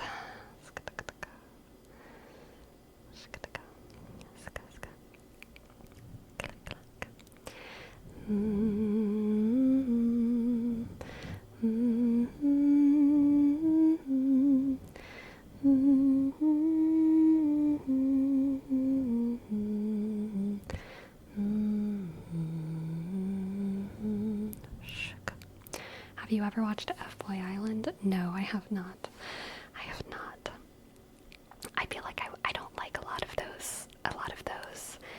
shows that are explicitly just about like hot people stuck on a beach together.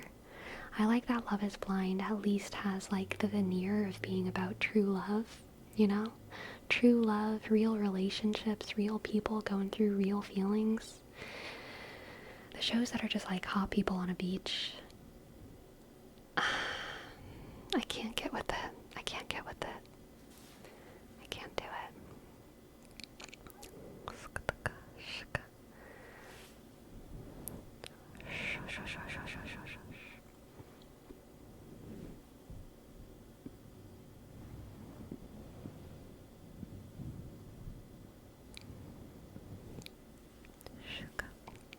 Freerun was really, really good. I still haven't watched the last episode, but I really, really, really did like Freerun. Anna Kendrick did one season of Love Life. I don't have Paramount Plus.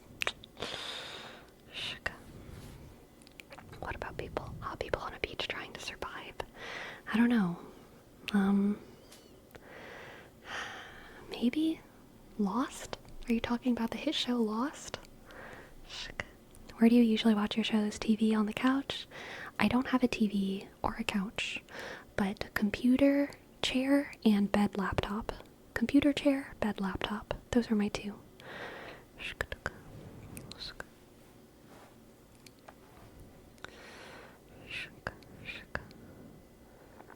Bed laptop is super cozy. McJake, welcome in. Welcome in, McJake. Are you in a bachelor suite or just no need for a couch? I don't know what a bachelor suite means. No need for a couch, though. That is true. Shock. Do you use your laptop for something other than shows? Yes, I do. Yes, I do. I use it for editing some things. Some things I'm more comfortable editing on my laptop than on my computer because my laptop, I got a new laptop recently. And there's some things that are easier to edit using iMovie and GarageBand. But there are some things that are, most things are easiest to edit using my computer. It really depends. It's like there's specific cases where I want to use iMovie for a specific reason. And so then I will. And that's that. I remember you speaking about your old Barely Alive laptop, so I thought you were talking about that one. Yes, I still do have that one, and it is barely alive. I don't know what I'm going to do with it now. It is my emergency laptop, I suppose. My emergency laptop. McShake with the gym update. The gym was good. Today was leg day, and I did a 5x5 at 245 pounds. So I was feeling strong, boy. And then I did some accessory exercises, but I won't bore you with those. So I have not been to the gym since my accident. I haven't felt like it. It's made me sad when I think about it. I think probably for the past 5 or so days I could have gone, technically, but it's been making me sad to imagine going in there. And like not being able to do like half the things that I want to do. You know what I mean? Or like more than half. But I think I do want to start going back to the gym. But I'm probably gonna start doing more treadmill stuff. Like, because there's very limited weightlifting exercises that I can do. Because I can basically only work at the gym, I can only work my lower body. Back things require both arms. Ab things require both arms at the gym. I can work my abs at home doing like sit-ups and crunches, but like any of the like machines usually kind of require involvement from both arms. So really I can only do lower body, and not even all lower body stuff, just some lower body stuff. So I'm probably just gonna do like lower body stuff and then try to get better at like running. And I like kind of hate running, but like maybe I can learn to like it. And if not, then I'll just like, I don't know, walk a ton. I'm not sure.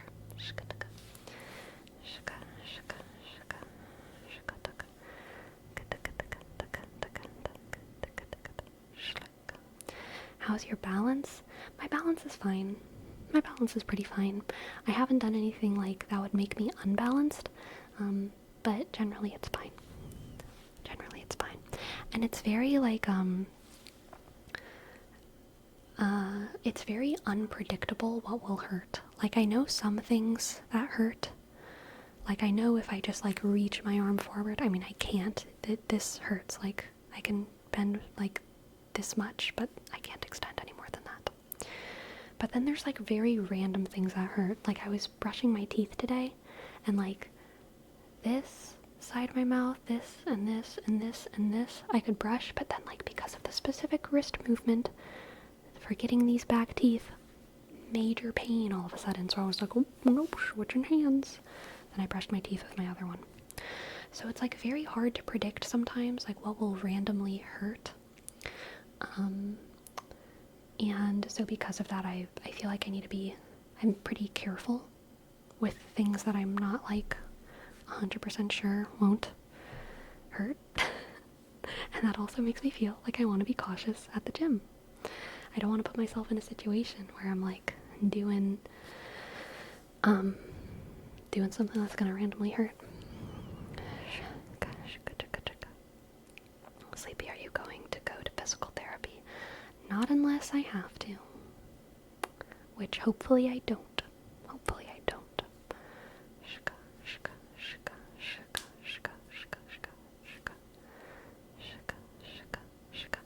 Yes, it is time. Thank you, Dolly Joel.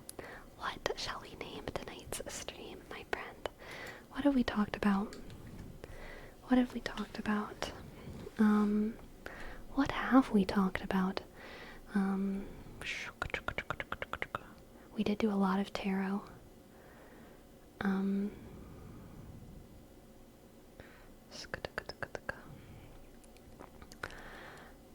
Tarot. Hotline salad line.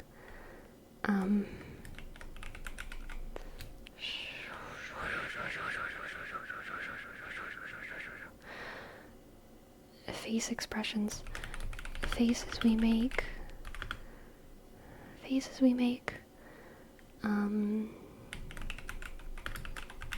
Andrew Huberman. Tarot. Probably that.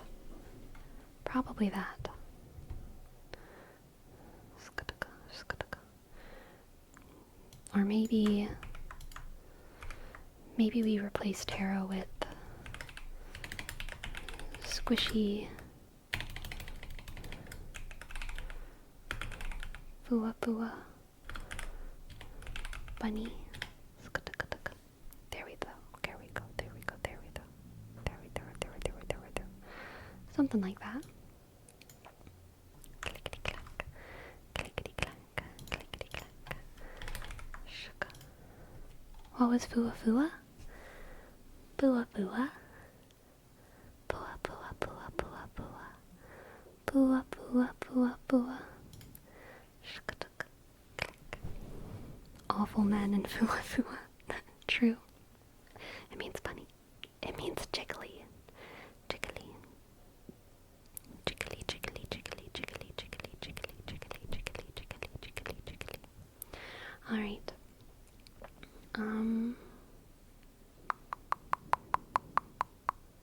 Oh yeah, it is. Fua Fua is fluffy. Jiggly was something different. What was Jiggly? Whatever. I'm just wrong about everything. Who are we reading? Who are we reading? Clickety clack, click clack. Salem Arcane is doing Stardew Valley? What?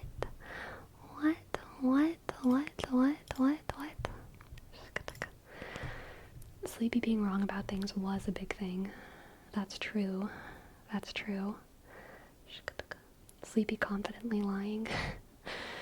Based. Every day. How do y'all feel about some Stardew Valley with Salem Arcane? I'm sorry for lying to y'all all night. Never believe anything that I say ever, okay? Please. Please. I hope you all have a wonderful, wonderful night. A wonderful, wonderful, wonderful night. Sleep well. Sleepy, sleepy, sleepy. Sleep well. Good night, everyone. Sleepy, sleepy. Sleepy, sleepy, sleepy.